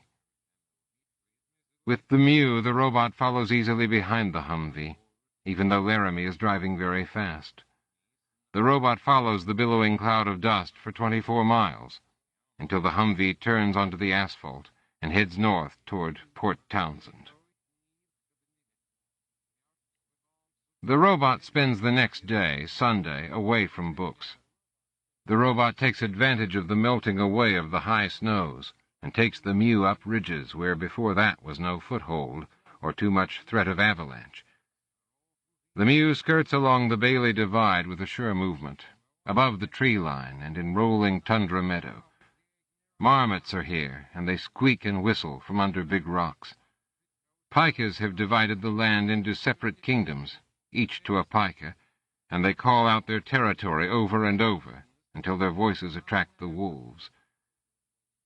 This is what the robot has been waiting for. The Mew sits still by a still lake, as motionless as any other thing that is not alive can be. The wolves come slinking, low and mean, their heat traces preceding and hovering over them like a scudding cloud.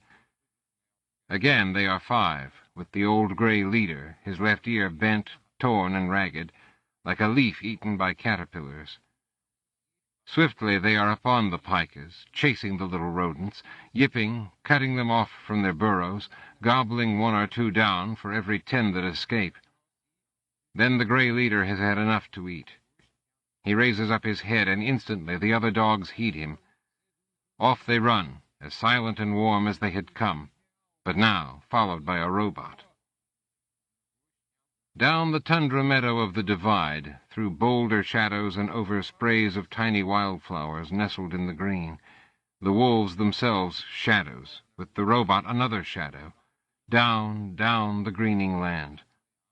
Into the woods, along game trails the robot can barely discern, moving generally north, the Mew barely keeping pace with the advancing wolves, the pace growing steady, monotonous even to the robot, until suddenly the gray leader pulls up, sniffs the air. The robot also comes to a standstill some 100 feet behind the pack. If they have noticed the robot, they give no sign. Instead, it is a living smell that the gray leader has detected, or so the robot thinks, for the wolves, whining, fall into a V shape behind the leader. The wolves' muscles tense with a new and directed purpose, and they spring off in another direction than the one they had been traveling, now angling west, over ridges, against the grain of the Wheel-Spoke Mountains. The robot follows.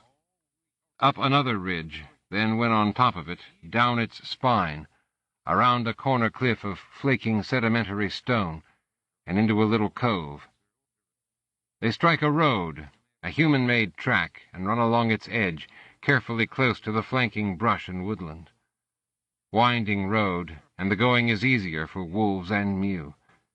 In fact, the robot could easily overtake the wolves now, and must gauge how much to hold back to avoid overrunning them.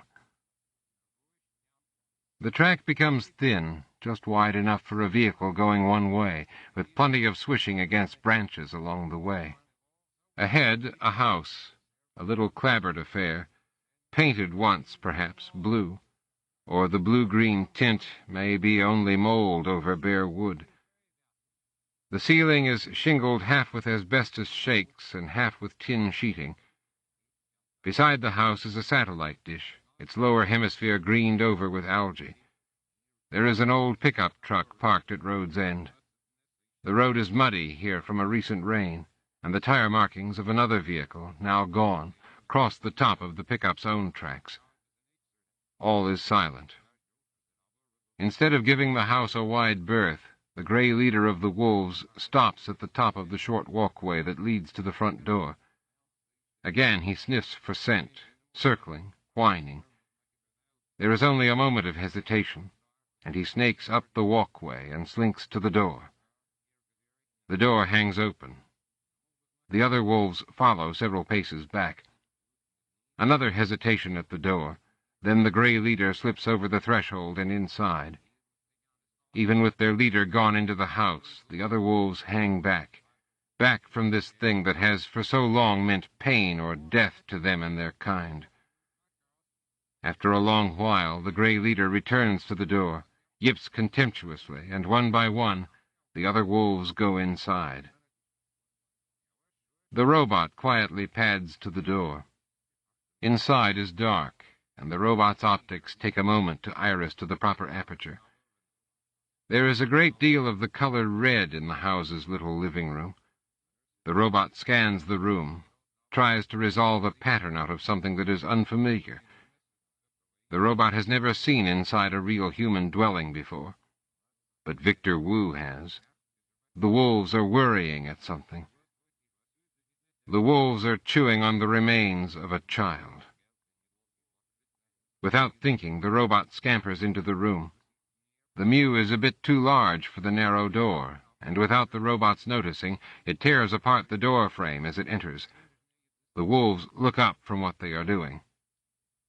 Wolf and robot stare at one another. The robot adjusts the main camera housing to take them all in, and at the slight burring noise of the servos, the gray leader bristles and growls. The Mew takes a step farther into the room, filling half the room. It knocks over a lamp table with a shadeless lamp upon it. Both the bulb and the ceramic lamp casing shatter. "I don't want to hurt you, but you must leave the child alone," the robot says. At the sound of what they take to be a human voice, the wolves spring into a flurry of action. The gray leader stalks forward, teeth bared, while the others in the pack mill like creek fish behind him. They are searching for an exit. The small young one finds that a living room window is open. With a short hop from a couch, the wolf is outside. The others follow, one by one, while the gray leader attempts to hold the robot at bay. The robot does not move, but lets the wolves depart. Finally, the gray leader sees from the corner of his eye that the other wolves have escaped. Still, he cannot help but risk one feint at the robot. The robot does not move. The gray leader, bolder, quickly jumps toward the robot and locks his jaws on the robot's forward leg. The teeth close on blue steel. The gray leader shakes. There is no moving the robot. In surprise and agitation, the wolf backs up, barks 3 times. "I'm sorry to embarrass you. You'd better go." The wolf does just that, turning tail and bounding through the open window without even using the living room couch as a launch point. The robot gazes around the silent room. There is a dead family here. An adult male, the father, is on one side of the couch, facing a television.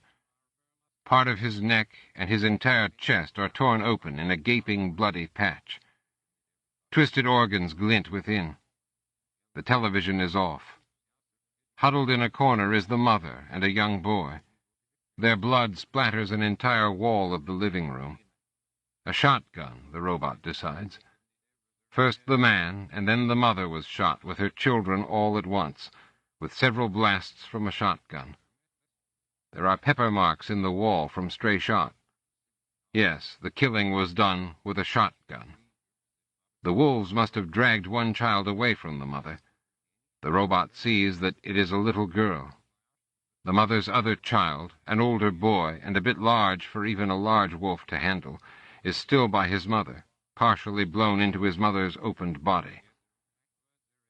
The blood on the walls and floor has begun to dry and form into curling flakes that are brown and thin and look like tiny autumn leaves. There are also bits of skin and bone on the wall. The robot stares at the little girl. Her eyes are mercifully closed, but her mouth is pulled open and her teeth, still baby teeth, exposed. This is perhaps caused by her stiffening facial muscles. Or she may have died with such an expression of pain.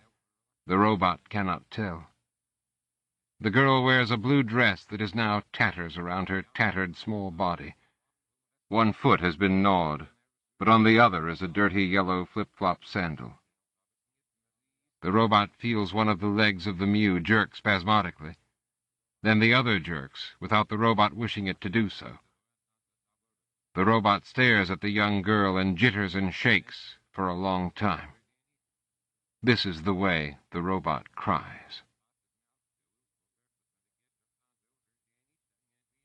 Deeper in the earth, very deep now, and the rock, under megatons of pressure, explodes with a nuclear ferocity as the robot cuts away. For the past week, the robot has thought constantly of the dead logger family, of the little dead girl. The robot has tried to remember the color of the girl's hair, but cannot, and for some reason this greatly troubles the robot. One evening, after a 16-hour workday, the robot dims the lights for Andrew. Outside the digger's main body, but still in the home cave, the robot inhabits the Mew. The robot takes pen and paper in the dexterous manipulators of the Mew and begins to write a description of the little girl. Not as she was, twisted and dead, but of how she might have been before. The robot told Andrew about the family, and Andrew called the authorities, being careful to keep the robot out of his report. "They'll disassemble you if they find out," Andrew said to the robot. "At least in the United States they'd be legally required to do it. God knows what the Protectorate will want to do." There are accounts in the newspapers of the killing. The sheriff's department claims to be bewildered, but the robot overhears the technicians who've come from logger families muttering that the Matties now own the cops, and that everybody knew who was behind the murders, if not who actually pulled the trigger. And the Matties who worked under Andrew, led by Gurney, spoke in low tones of justice and revenge for the killings in Port Townsend on Codependence Day. I am a witness, the robot thinks. But of what? Andrew? Yes. Are you tired? Yes. What is it? She would have grown up to be part of the loggers, so killing her makes a kind of sense. The little girl? The Matties and the people who used to be loggers hate each other. And they can't help the way they are, because they are like stones in sediment that's been laid down long before, and the hatred shapes them to itself, like a syncline or an anticline, so that there has to be new conditions brought about to change the lay of the sediment. You can't change the rocks. I don't know about that. People are not rocks.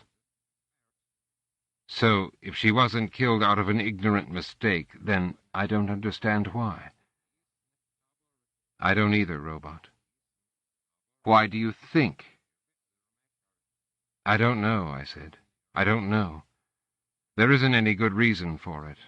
There is something dark in this world that knows what it's doing. Is it evil? There is evil in the world. All the knowledge in the world won't burn it away.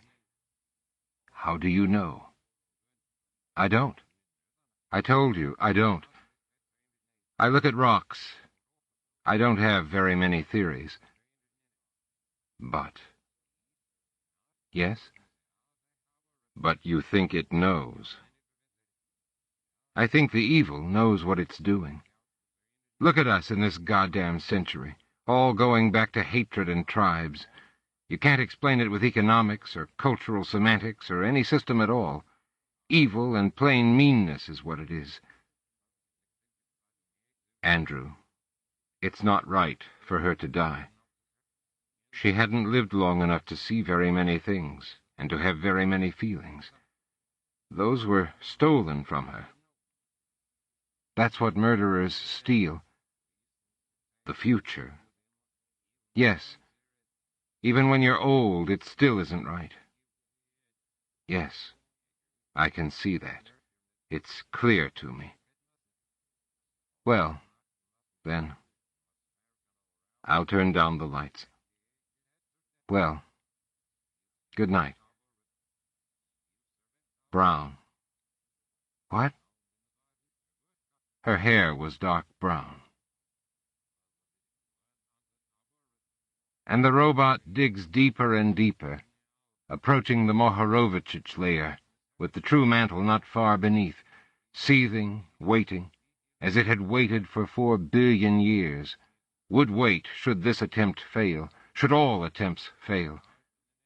And again the foreign rhythm appears, hums along with the glade and bale of the robot's cutting, but distinct from it, distinct from the robot and all human-made things.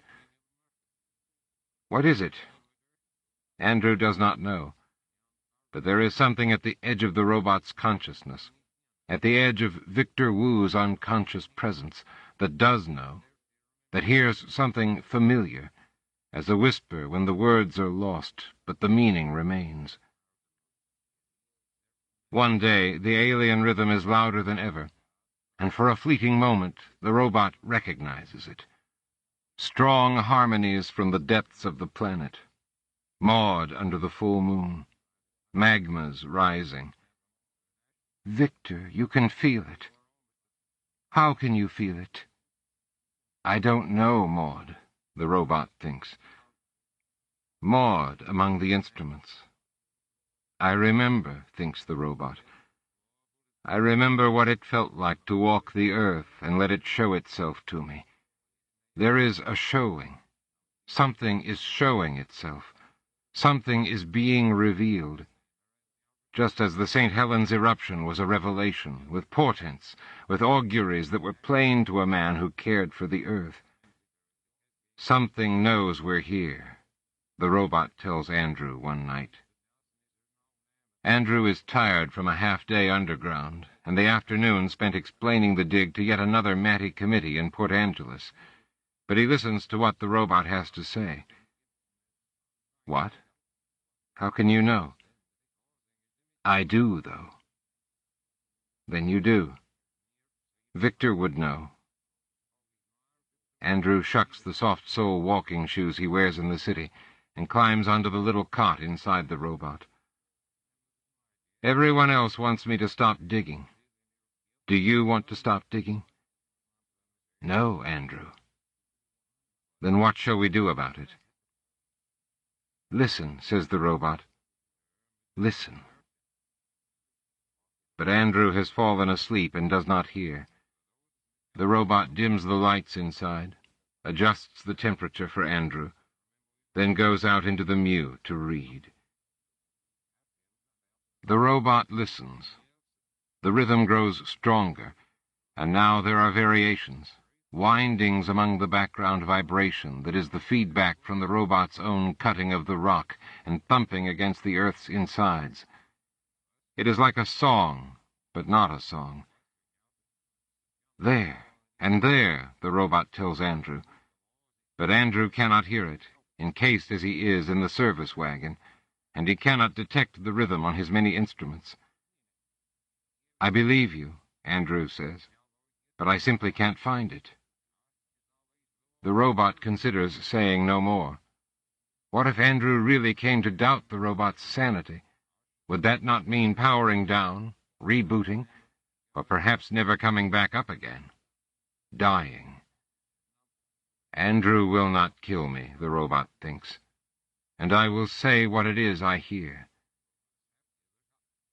And slowly, day after day, the rhythm develops into an other. The robot is not sure how else to think about it. It is the feeling that a someone is here, even when no one is in view. It is a sense of presence that the robot feels. The robot doesn't know. Andrew cannot discover a way of knowing. But the feeling is not some erratic wiring, or even the robot's developing imagination. It is either a madness, or it is a real presence. And I am not crazy. Which is a sure sign of madness. Andrew laughs his dry laugh. Yet again, because of Victor Wu, because Andrew has come to trust the robot in all other things, he takes the robot seriously. In the few spare moments he has for experiments not directly related to the mantle goal, Andrew and a graduate student make coding modifications to the robot's language software. "We're wiring perfect pitch into you," the graduate student, Samantha, says, "to go along with your ear for good music." Samantha explains more of what she is doing, but the robot does not follow. Samantha understands the robot's mechanism as a surgeon might a human being's. As she works at an internal keyboard, she tells the robot of her own past, but again the robot has trouble understanding. "I grew up in virtual. I was practically born on the Internet. But by God, I'm going to die in the forest," Samantha tells the robot. "That's why most of us are out here with Dr. Hutton," she says. There is only a trace of a smile on Andrew's face, but the robot knows him well enough now to see it. "Well, this sure as hell ain't virtual," he says. Laramie returns. She has not called Andrew. One Saturday, the Humvee crackles down the dirt and gravel road to the living area, and Laramie has come back. Andrew is away at a meeting, and at first the robot is flustered and bewildered as to what to do. The robot has been reading, with a mind still half in the book. Laramie pulls out her camera and some sound equipment and comes to the entrance to the living cabin. The robot, in the mew, meets her and invites her inside. That much the robot is able to manage. "I'm sorry I didn't clear my visit with Andrew first, but you said it would be all right."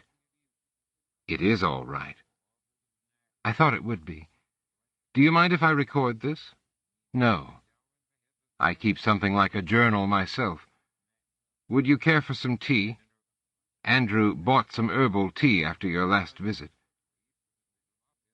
The robot thinks that the words sound stiff and overly formal, but Laramie says yes and settles down at the interior table and sets up her equipment.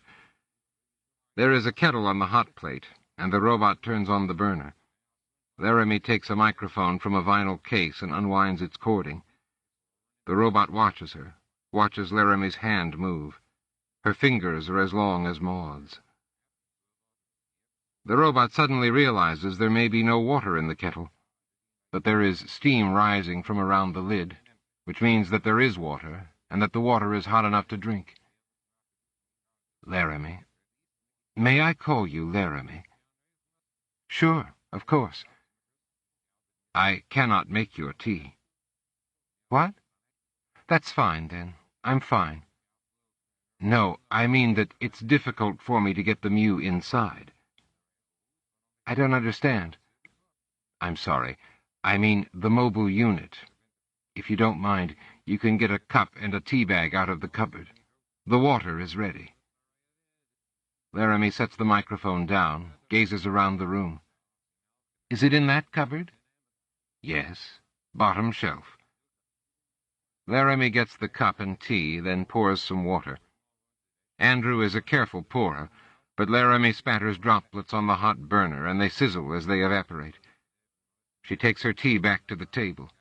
She jacks the microphone into a small tape recorder that is black with white letters that say Sony. From the recorder, she runs a lead to the Skupik 16mm camera.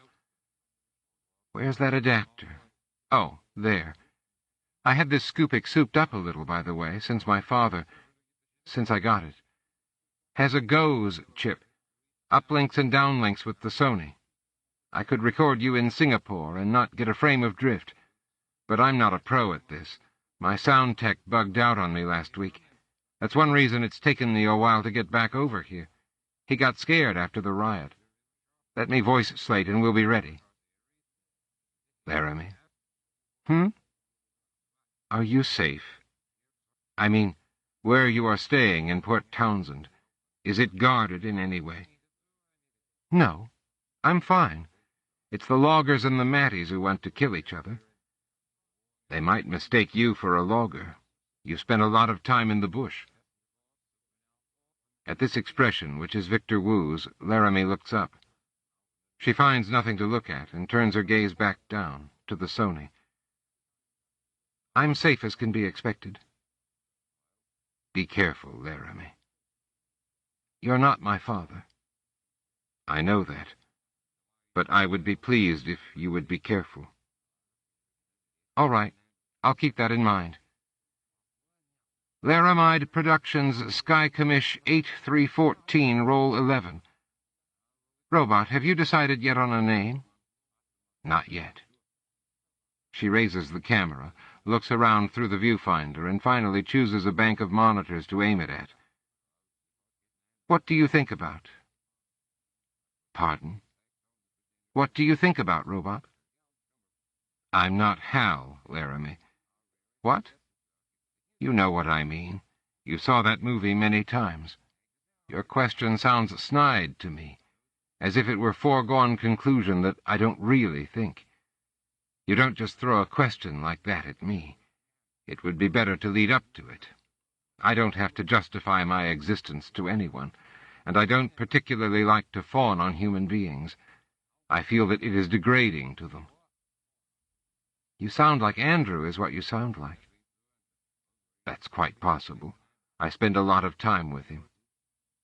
Well, so, maybe that wasn't the best first question. Maybe you could tell me about your work. The robot explains the dig and what it might mean to science. But I don't know a great deal about that. At least, I don't think about it often. What really matters to you, then? The digging. The getting there. The way the rock is. All igneous and thick. But there are different regions. Like swimming in a lake. Yes, I imagine you're right. It's very hard to talk about, the feeling I have. What feeling? That. I don't know. It is hard to say. I could take you there. Take me where? Down there? Yes, down there. Now? You mean now? No. I'd have to talk to Andrew about doing so. Of course. Do you think he'd let me? I would like to show it to you, what we're doing. I think that if I wanted to take you down, he would let you. Laramie sets the camera down on the table beside her herb tea, which is untouched and cooling. Ask him, Robot. Please ask him. On Monday, protesters arrive at the dig. Andrew had been expecting them eventually, but the number surprises him. They arrive by bus and gather at the opening to the mow-hole, not at the living space entrance. Gurney must have told them which was which. Andrew growls the words, and the robot can barely understand them. There are 40 protesters. At first they mill around, neither saying nor doing much, but waiting. Finally, a sky-blue Land Rover comes down the dirt road. On its side are the words Karma Corps, Sky Commish Protectorate. 2 women and a man get out, and the protesters gather round them.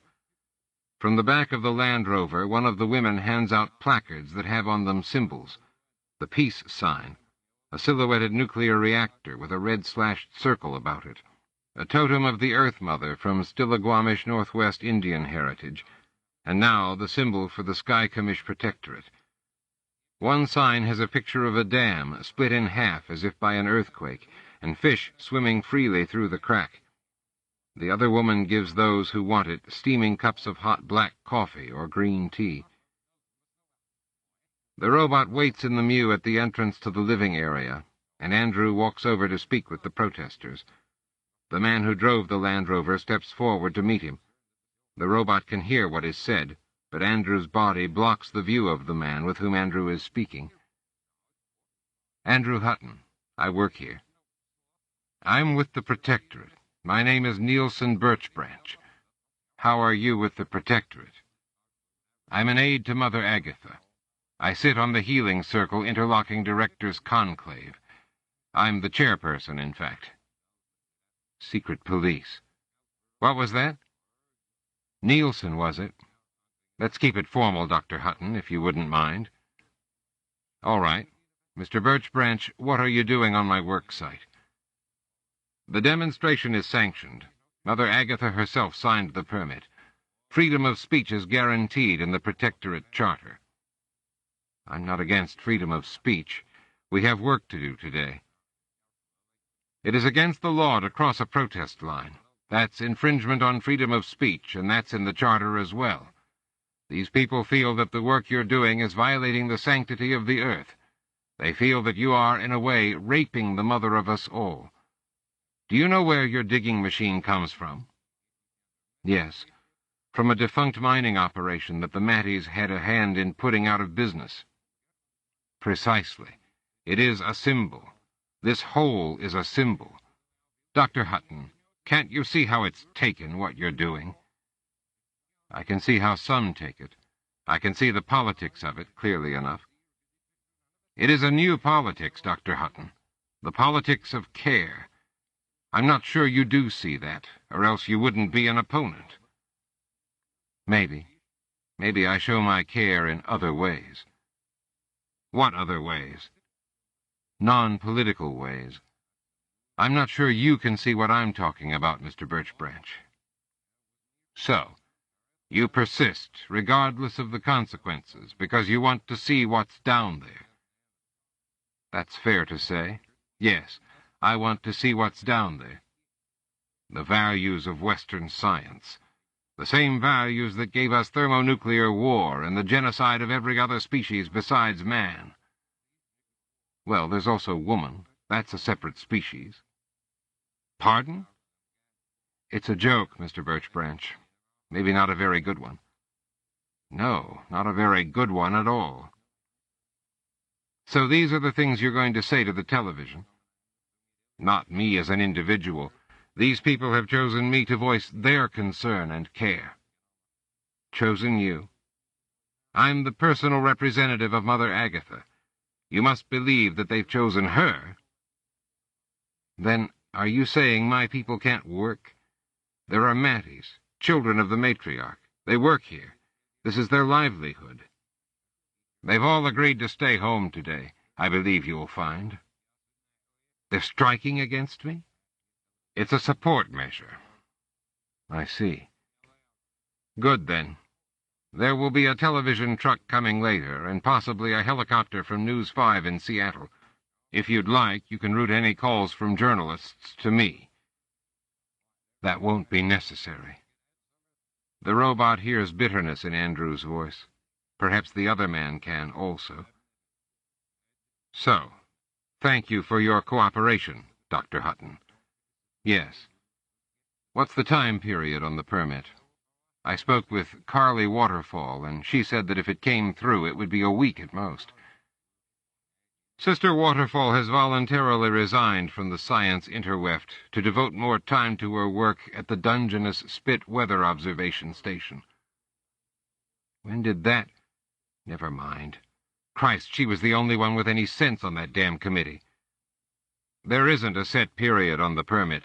There's no time limit on freedom of speech. Well, get on with it then, I suppose.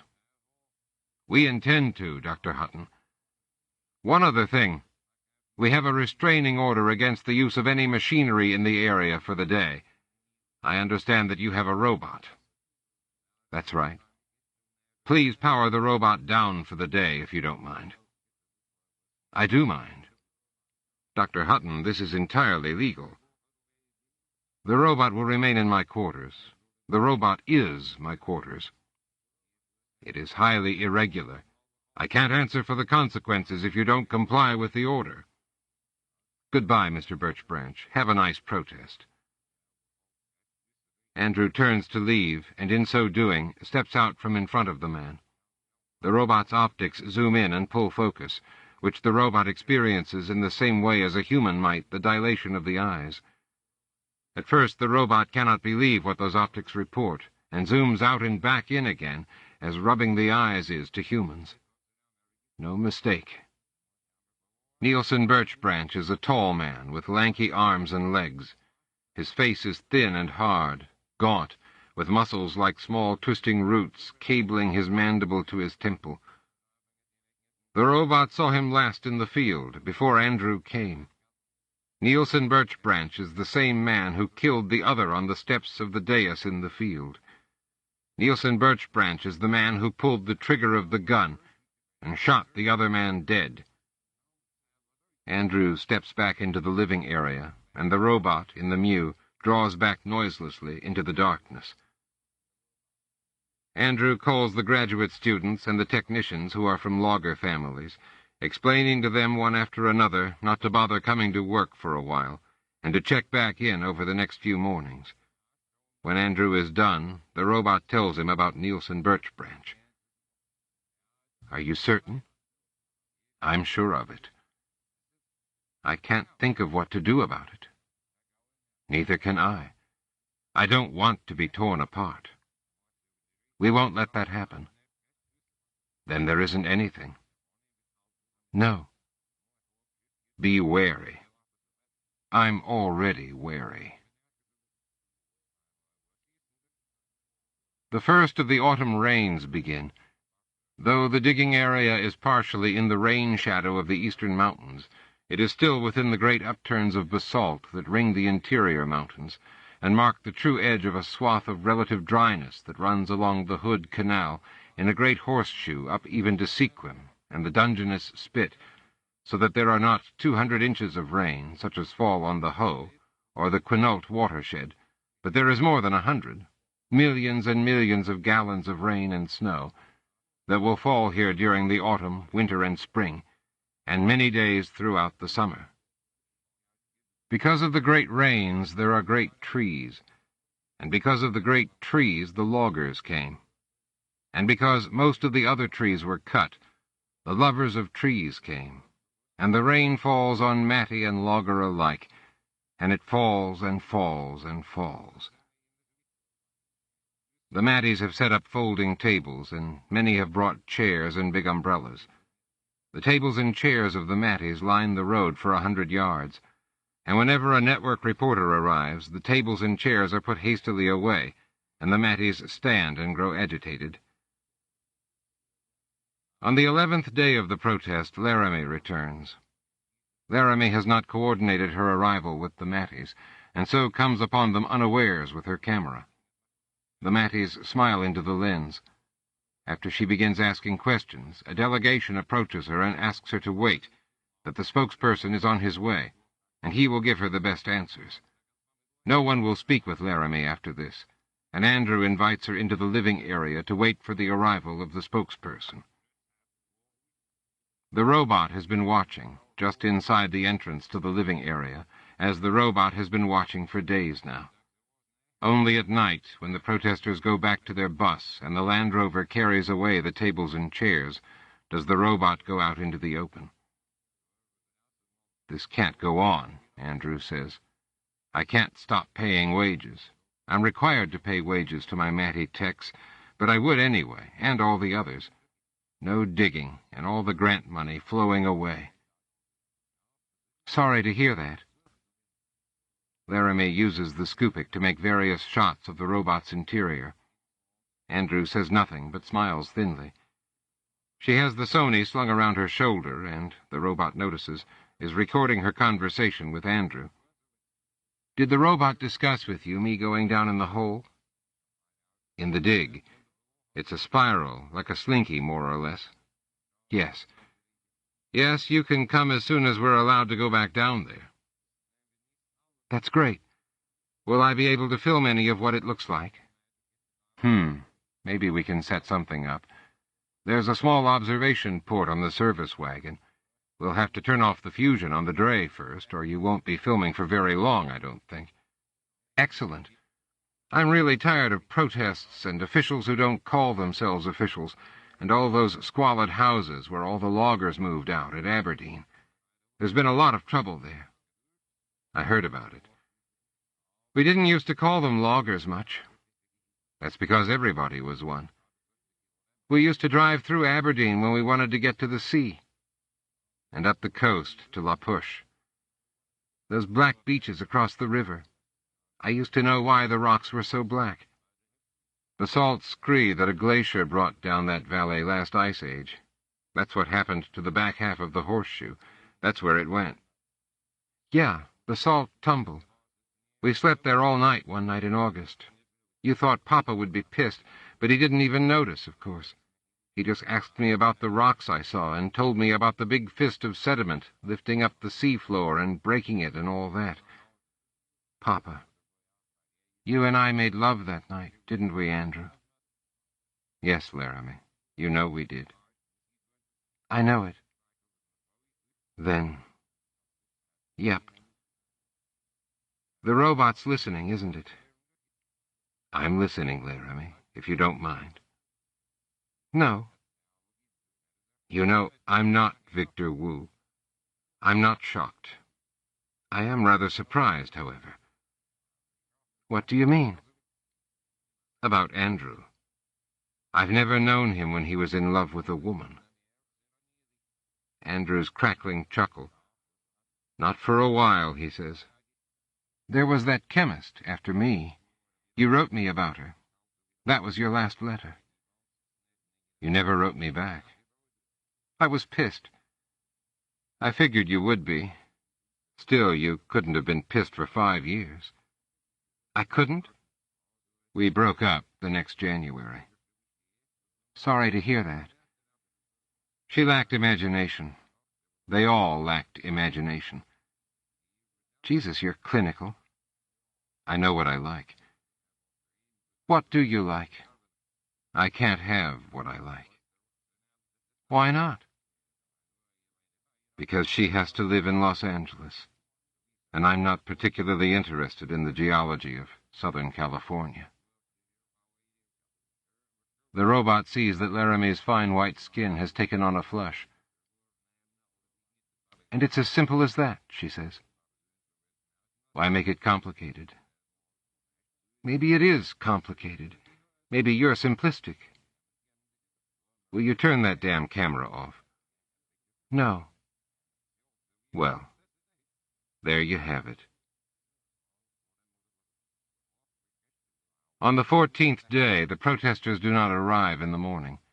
There is no explanation, and no hint given to Andrew as to when they will return. Once again, the robot digs. Andrew puts aside several tests and side projects in order to dig faster and deeper. The robot is in the element that the metal of the rotor blades and the grip of the ceramic thread were made for, hard rock mining, and the robot presses hard, and the rock explodes and fuses as obsidian diamond glass to the walls behind the robot, and the tunnel approaches 40 miles in depth. No one has ever been this deep before. The techs from logging families and the Matty techs are barely speaking to one another, and the graduate students are uneasy and tense, afraid to take sides. Andrew holds the crew together by a silent and furious force of will. The robot does not want to let Andrew down, and digs the harder. Samantha has made the last of the modifications to the robot's linguistics, and puts the new code online. The robot immediately feels the difference. The presence, the otherness, grows stronger and stronger with every hour, until the robot is certain of it. But of what, there is no saying. 2 days of digging, and on the 3rd, Laramie arrives in the early morning and prepares to descend with the crew. But before the work can begin for the day, Andrew receives a call telling him that proceedings are underway for a new permit of protest and a long-term suspension of the dig. He drives to Forks, where the committee will meet in the afternoon. It is a rainy day, and the robot worries that Andrew may drive too fast on the slippery pavement. Still, there is plenty of time for him to make the meeting. In Andrew's absence, the Matties and loggers fall to quarreling about duties, and the graduate student Andrew has left in charge cannot resolve the differences. After an hour of listening to the wrangling, even the robot can see that no work will be done this day. The robot asks permission to take Laramie down to the bottom of the dig, and the graduate student, in disgust at the situation, shrugs and goes back to refereeing the technician's argument. As Laramie and the robot are preparing to leave, Nielsen Birchbranch drives up in the Protectorate Land Rover. A light rain is falling, and the graduate student reluctantly admits him into the work site's initial cavern, where the others are gathered. The robot, Digger and Mew, draws back into the darkness of the true entrance to the dig. "Let's go," Laramie says. "But I'm afraid of this man," the robot replies. "He isn't a good man. I know that for a fact." "Then let's get out of here." "There may be trouble." "I need to speak with Hutton," Nielsen Birchbranch says to the graduate student. "It is very important that I speak with him today." "Take me down, please, robot. I may never get another chance." The robot considers. As always, it is difficult to deny Laramie something she really wants with all her heart. And there is so much to show her. The robot has been thinking about showing the dig to Laramie for a long time, and the farther down they go, the farther they get from Nielsen Birchbranch's trouble. "We have a witness that places one of your machines at the scene of a crime," says Nielsen Birchbranch. "A very serious crime." Nielsen Birchbranch steps farther into the cavern, gazes around. The robot slowly withdraws down the mow-hole. For all the digger's giant proportions, its movement is very quiet, and, the robot hopes, unnoticed. "Nothing but you can survive down there, can it, robot?" Laramie says. "How deep is it down there?" 43 miles. "He can't turn you off if you're 40 miles deep. We'll stay down until Andrew comes back."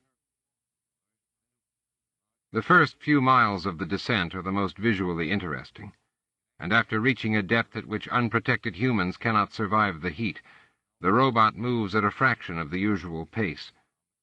There are areas where the glass spray on the walls has myriad hues taken from all the minerals that were melted together in the slurry around the nuclear pile, then spewed out to line the tunnel. The walls are smooth only at first glance, but really a series of overlapping sheets, one imperfectly flowing atop the other, as sheets of ice form over a spring in winter. The robot directs lights to some of the more interesting formations, and they glow with the brilliance and prismatic hue of stained glass. "I didn't think I'd get anything this good," Laramie says. "This is wonderful. The colors. God, I'm glad I went with color." Deeper, and the walls become milky white. The granite behind glows darkly, 3 yards under the glassine plaster. 20 miles. 30. Only basalt in the slurry now, and the walls are colorless. Yet they have the shape of the rock many feet behind them, and so they catch the light with effulgent glimmer. "Clear and clean." Laramie may be speaking to herself. The robot cannot tell. They pass through a region where magma pools against the walls and ceilings in places, held back by the diamond-like coating. The pressure is so great that the magma glows with a blue and white intensity. The tunnel sparkles of its own accord, and the robot must dim the viewport to keep from blinding Laramie. "Like the sky behind the sky." The robot says nothing. Laramie is happy, the robot thinks. Little Bulge likes it down here. They have been some hours in the descent, and Laramie is running low on film, but is very, very happy. Near to the bottom, now to wait for Andrew. very quiet.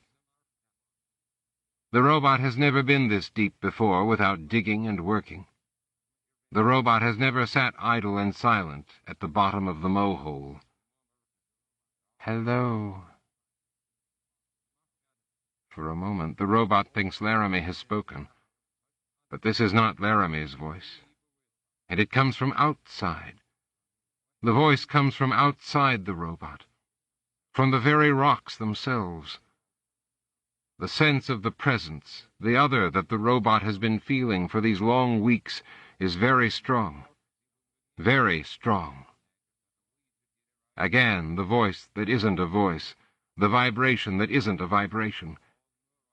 It is like a distant low whisper, like a voice barely heard over a lake at morning. No wonder I never made it out before, the robot thinks. Hello, comes the voice. Who are you? I'm me. What are you doing down here? I am down here. Who are you?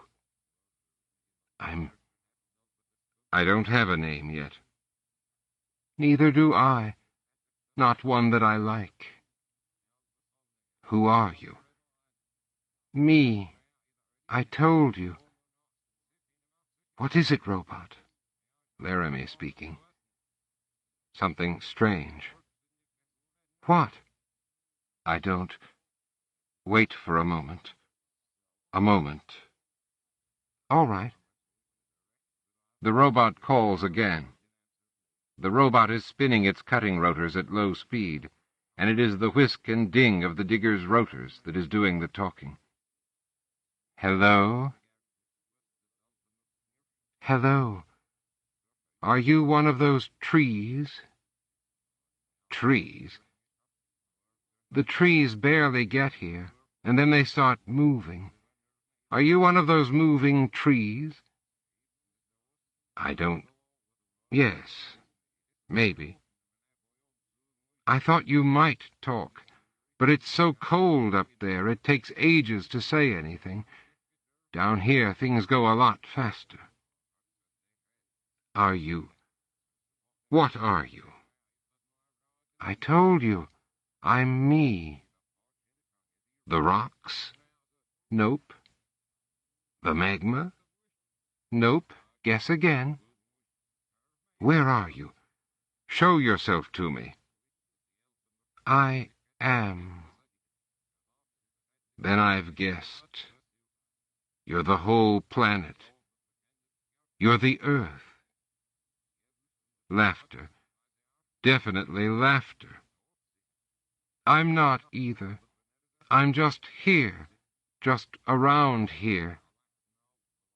Where's here? Between the big ocean and the little ocean. The Olympic Peninsula? Is that what you call it? That's a hard word for a name. Skykomish. That's better. Listen, I have a lot of things I want to ask you. We all do. There is an explosion. At first, the robot thinks that a wall has blown out near the region of the magma pools. This will be dangerous, but it should be possible to reinforce long enough to get through.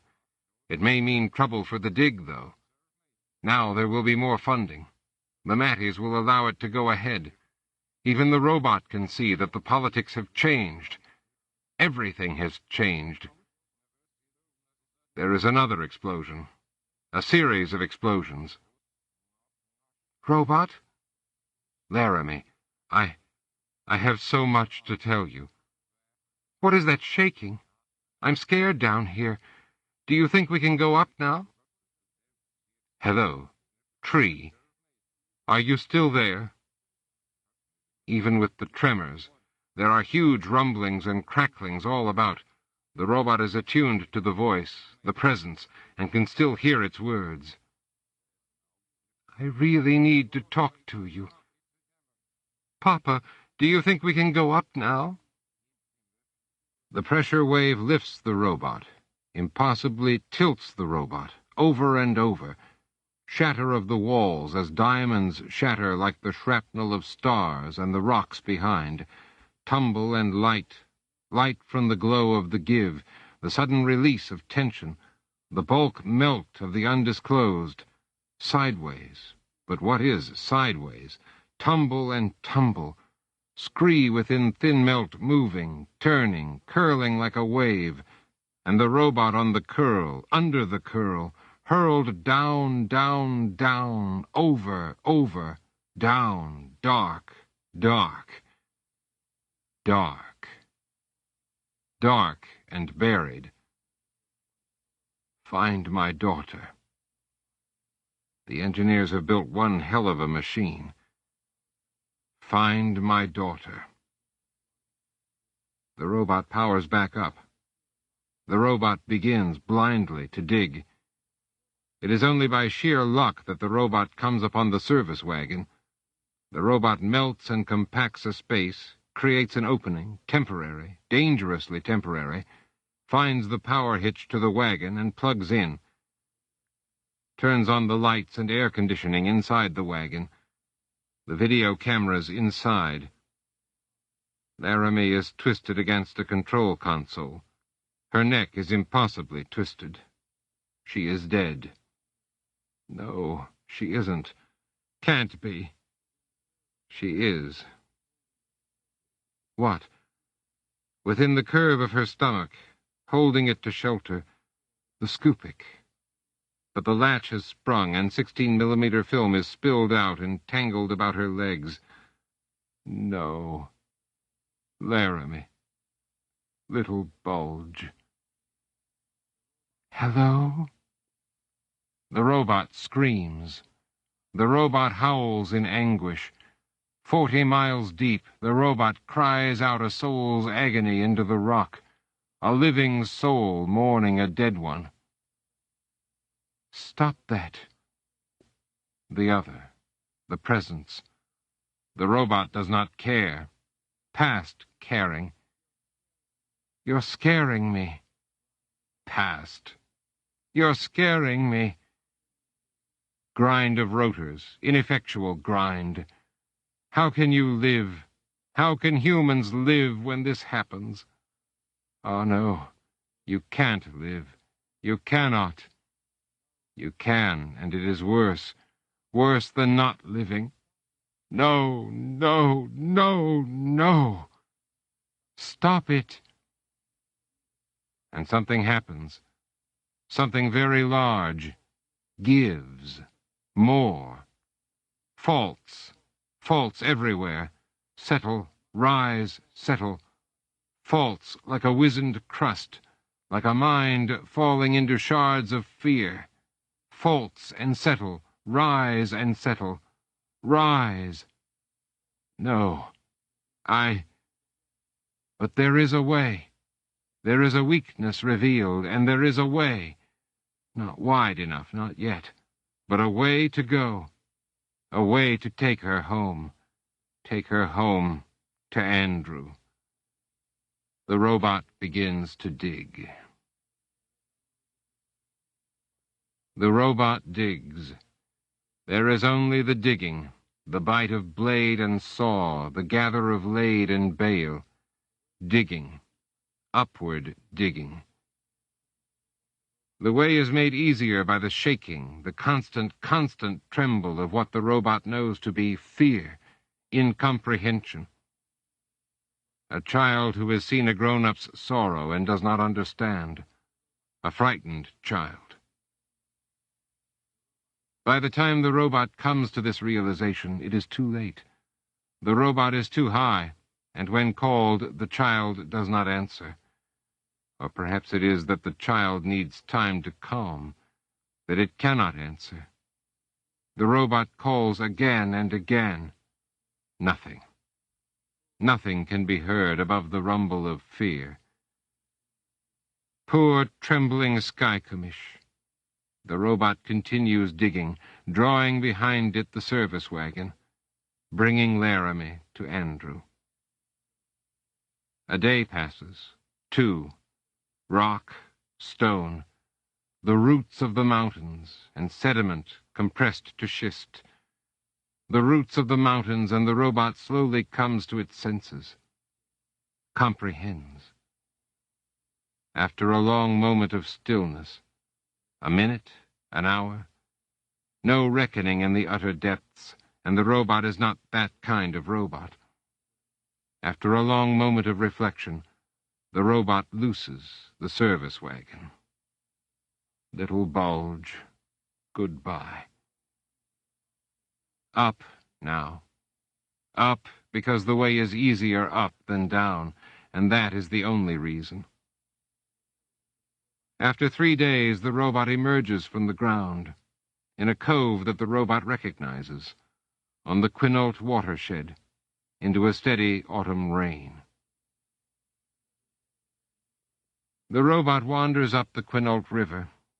Every day rains, and no nights are clear. The forest is in gloom, and moss hangs wet and dark. Where the trail is not wide enough, the robot bends trees, trying not to break them, but uprooting many. Many trees have fallen, for there are earthquakes, waves and waves of them. Earthquakes the like of which have never been seen in the world. The robot cuts deadfall from its path with little effort and little thought. The digger's passage through the forest is like that of 100 bears, not a path of destruction, but a marked and terrible path nonetheless. Where the Quinault turns against a great ridge, the robot fords, and continues upward, away from the trees. The robot crosses Low Divide during the first snow of the season. The sun is low, then gone behind the cloaked western ridges. For a time the ground's rumblings still. All sound is muffled by the quiet snow. The twilight air is like silence about the robot. Something has happened. At the saddle of the divide, the robot pauses. The pass is unfamiliar. Something has happened inside. Victor Wu has gone away. Or Victor Wu has come fully to life. The two are the same. Then am I a man? What is my name? Orpheus. Ha! A good one. Old Orph, up from Hades. I've read about you. And Eurydice. I didn't understand, and now I do. Poems are pretty rocks that know things. You pull them from the earth. Some you leave behind. Talking to myself. After a moment, the robot, Orph, grinds steadily on. He grinds steadily on.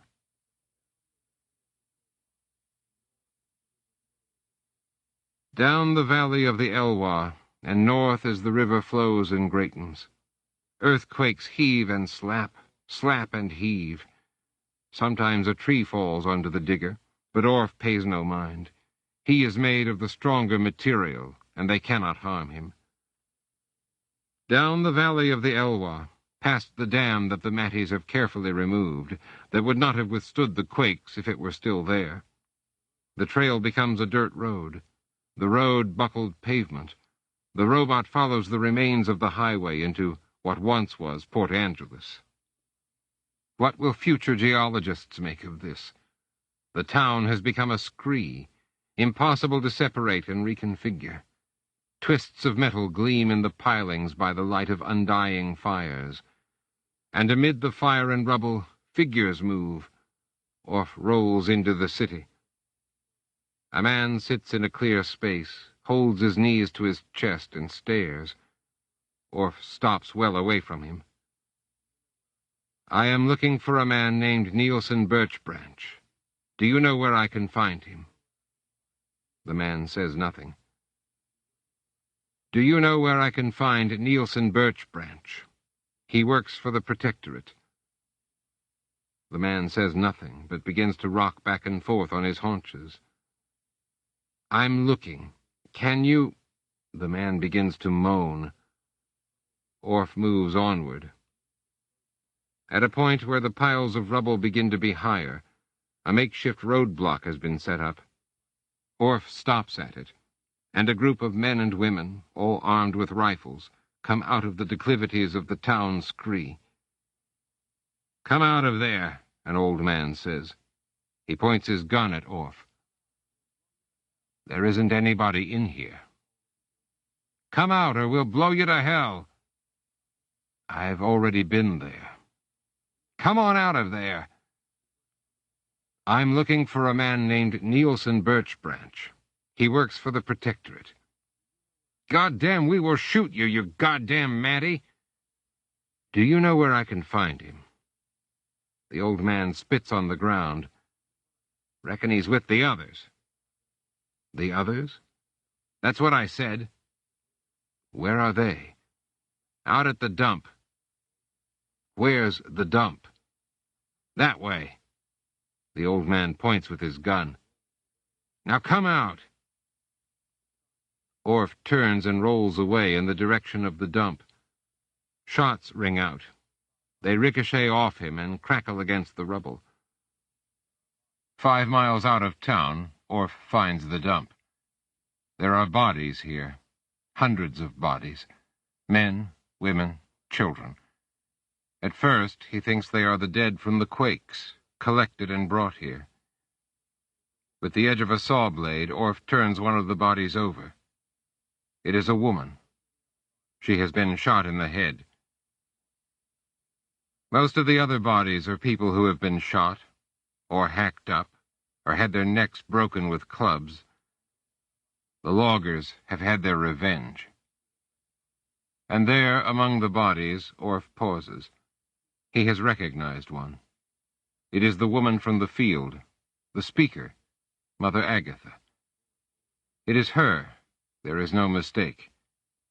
A small bullet hole is in the forehead of her peaceful face. Orff rolls back to the city. It is night. He bursts through the roadblock without stopping. Shots, the flash of muzzles. It is all so much waste. Down lightless streets, and streets lit with fires, some deliberate, some not. Every half hour or so, another earthquake rumbles through, throwing rubble willy-nilly. There are often screams. Orff comes upon a steady fire, well-maintained, and sees that it is surrounded by people in the blue and brown dress of Matties. It is a silent throng. Orff hangs back, listens. "O Mother Agatha, Mother Goddess, hear our prayer. Hear our prayer. We know we have done wrong. We have sinned against you. Hear our prayer. Hear our prayer. Hold back your wrath. We are unworthy and evil. This we know. We beg you even still, hold back your wrath. Hear our prayer. Hear our prayer. Goddamn Mother!" The report of a gun. Someone, man or woman, Orff cannot tell, crumples in the ring of the fire. Instead of fleeing, the others stand still. Another shot. Another falls. Hear our prayer. No one moves. Another shot. A man falls, groaning, grasping at his leg. No one moves. He writhes in the shadows of the fire, in the dust of the ruins. No one helps him. The rifleman shoots no more. The man writhes. The voice of the minister goes up to his goddess, and the people respond mechanically. Like robots are supposed to, Orff thinks. The man ceases his writhing. There is nothing to do. Orff rolls on quietly through the night, out of the city and east. The going is easy over the broken highway. In 2 hours, Orff is in what was Port Townsend. There is no rubble here, no ruins. The sea has washed it away. No bodies, no trees. Only desolation, bare white desolation. He rolls down to where the docks had been, and looks out upon the lapping waters of the strait of Juan de Fuca. Then the slap of an earthquake, and Orff discovers the reason for the missing city. The slap runs its way down to the sea and is perfectly mirrored by the other side of the strait. Reflected back, a tsunami rolls over the land. Nothing left to take. Almost enough to suck in a digging robot. Orf must backpedal with his threads, dig in to keep from being pulled forward by the suck of the water as it retreats to the sea. Everyone is drowned here. Orf will not find Nielsen Birch Branch by looking in the cities. He heads to the southwest now, back to the center of the mountains. Into the forest. Orf wanders without aim. A day, many days. Once he remembers the mew, tries to go out of himself and find it. The uplink doesn't work. There is only static on a clear channel. Have all the satellites fallen from the sky? He wanders on, a giant among the gigantic trees. Across one divide, down a valley, finally back to the dig site. All is devastation here, a tumble of stone, not a sign of anyone. The living area is caved in. Orf digs, but cannot locate the mew. All he finds is a twisted piece of red metal, the remains of Laramie's Humvee. Nothing else. No reason to stay. Across another divide, another valley, no longer caring to keep track, stopping to look at rocks or a peculiar bend in a river, the accumulation of snow. One day, the earthquakes stop. Quiet, child. Hush now. You've seen too much for young eyes. Hush and be quiet for a while, and take your rest. Winter, it must be. Orf coming over Snow Dome, down the Blue Glacier and into the valley of the Hoe, where the biggest of the big trees are. Darkness earlier and earlier. In these towering woods, at these high latitudes, winter days are a perpetual twilight. Orf alongside the Hoe. Its water opaque with outwash sludge, the heart of Mount Olympus, washing away to the sea. Then away from the river, deeper into the rainforest, as deep and as wild as it gets, many miles from roads, if there are roads anymore. One hushed afternoon, or perhaps early evening, they are blend. A climbing rope dangling from a tree, movement to the left. Another rope, many ropes falling from the trees like rain that stays suspended. And down the ropes men and women slide like spiders. Orf is surrounded. They are dressed in tattered suits of green. Silently they gather round the digger until Orf cannot move for fear of crushing one of them. Men and women. Some have rifles slung across their backs. 2 women carry children in the same manner, and the young ones are utterly, utterly quiet. All right. Orf has not heard a voice in weeks, and his own, arising from his exterior speakers, startles him. What is it you want? One of the men in green steps forward. Wait, he says. Orf waits with the silent people, for he knows not what. And then there is a movement in the undergrowth of vine maple. From around a low slope and over some deadfall, the mew appears. It moves clumsily. Whoever is at the controls doesn't know what he's doing, Orf thinks. The mew scampers up to the digger and stops. Andrew walks over the slope. He steps lightly along the deadfall on the forest floor and comes to stand beside the mew. In his hand is a metal box with an antenna extended from it. Do you want this thing back? They are silent for a while. It is not a strained silence, but is right. Orf speaks first. Laramie is dead. I couldn't save her. I know. What happened at the dig? I'm not sure. I've only got second-hand information. but I think that the secret policeman coerced Gurney into sabotaging the place. I think he threatened to hurt his family. It was a bomb. A big bomb. Probably chemical. Everybody died. Not just Laramie. So, I'm sorry. So, who are these people? Andrew laughs. It has been so long. That dry laugh. A harsh, fair laugh. Out of place before, perhaps, but suited now to these harsh times. These are rangers of the United States Park Service. They live here, in the tops of the old growth. We guard the forest.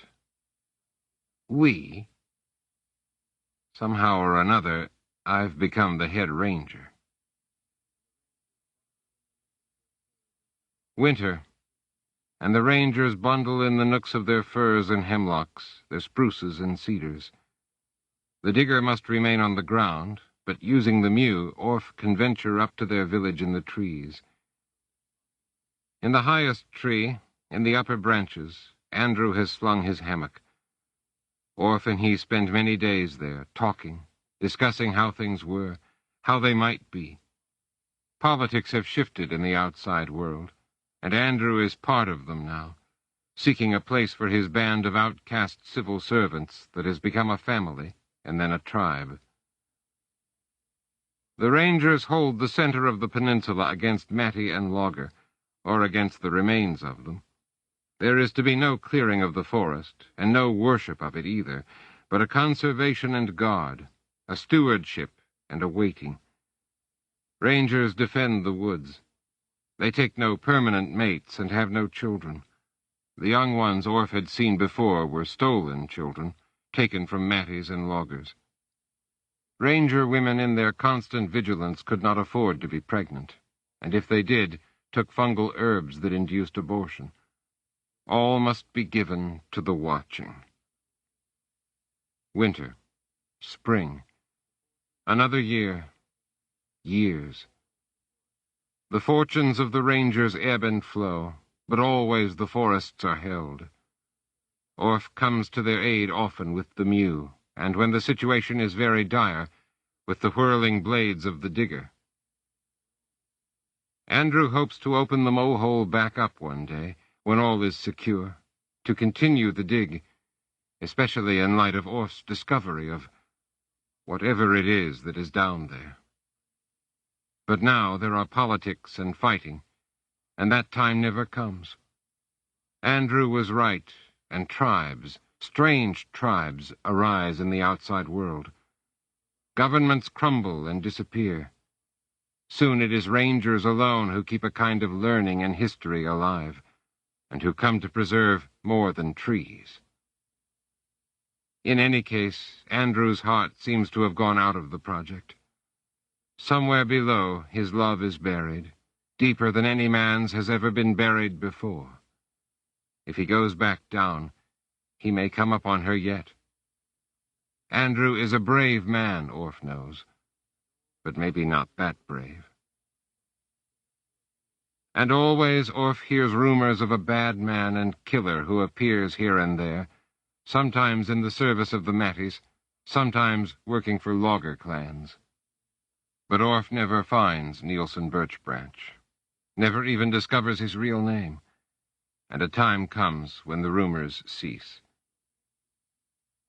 Many years. Andrew grows old. Orf does not grow old.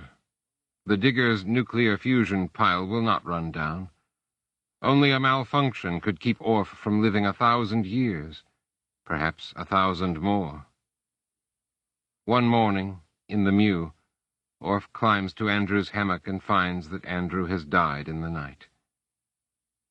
Gently, Orf envelops the man in the mew's arms.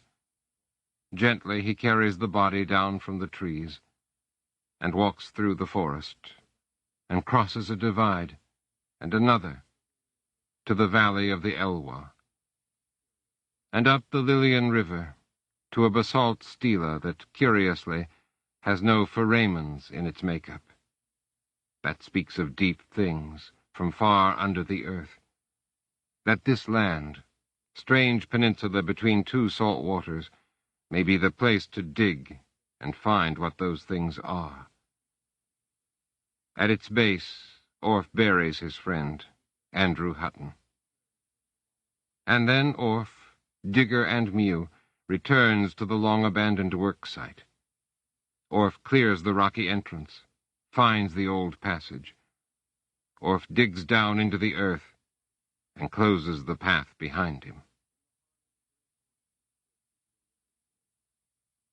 In the heart of the great horseshoe twist of the Olympic Peninsula, in the heart of the mountains themselves, there lives a monster, a giant, who some say is also a god. A ranger, hunting in some hidden dale, or along the banks of a nameless rivulet flowing from the snow's spring runoff, will feel the presence of another, watching. The ranger will turn and catch what? The flash of tarnished metal, the glint of wan sun off a glassy eye. Then the spirit, the presence, will be gone from the ranger's senses, and he will question whether he felt anything at all. Such sightings happen only once or twice in a fortnight of years. But there is a rock, black and tall, in the deepest, oldest wood, up a secret tributary of the Elwha River, where young rangers, seeking their visions, will deliberately go. Some do not return from that high valley. Others come back reporting a strange and wonderful thing. On a particular night in October, when the moon is new and all the land is shrouded, they say the monster emerges from a hole in the mountains, but never the same hole, and closes the way behind. The monster travels to the rock on the Lillian. The earth rumbles like distant thunder, and trees are gently bent out of the monster's way as if they were thin branches.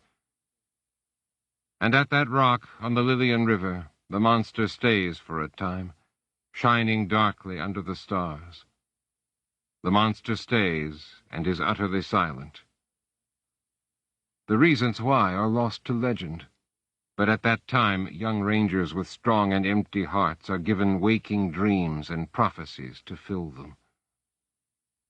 Then, not long before sunrise, the monster moves, pivots on its great bulk, and returns from whence it came. There are those who follow, who are called to track the monster back to its lair. These are seldom the strongest or the bravest, and they are not particularly missed. Some say the monster eats them or tortures them in fires of liquid stone. But others say that the monster leads them to a new land, wider and deeper than any humans can conceive, under the mountain. That the earth is bigger on the inside than on the outside. No one knows. No one knows because they do not return to tell the tale. And the world falls further into ruin, and the monster, or God, no longer speaks.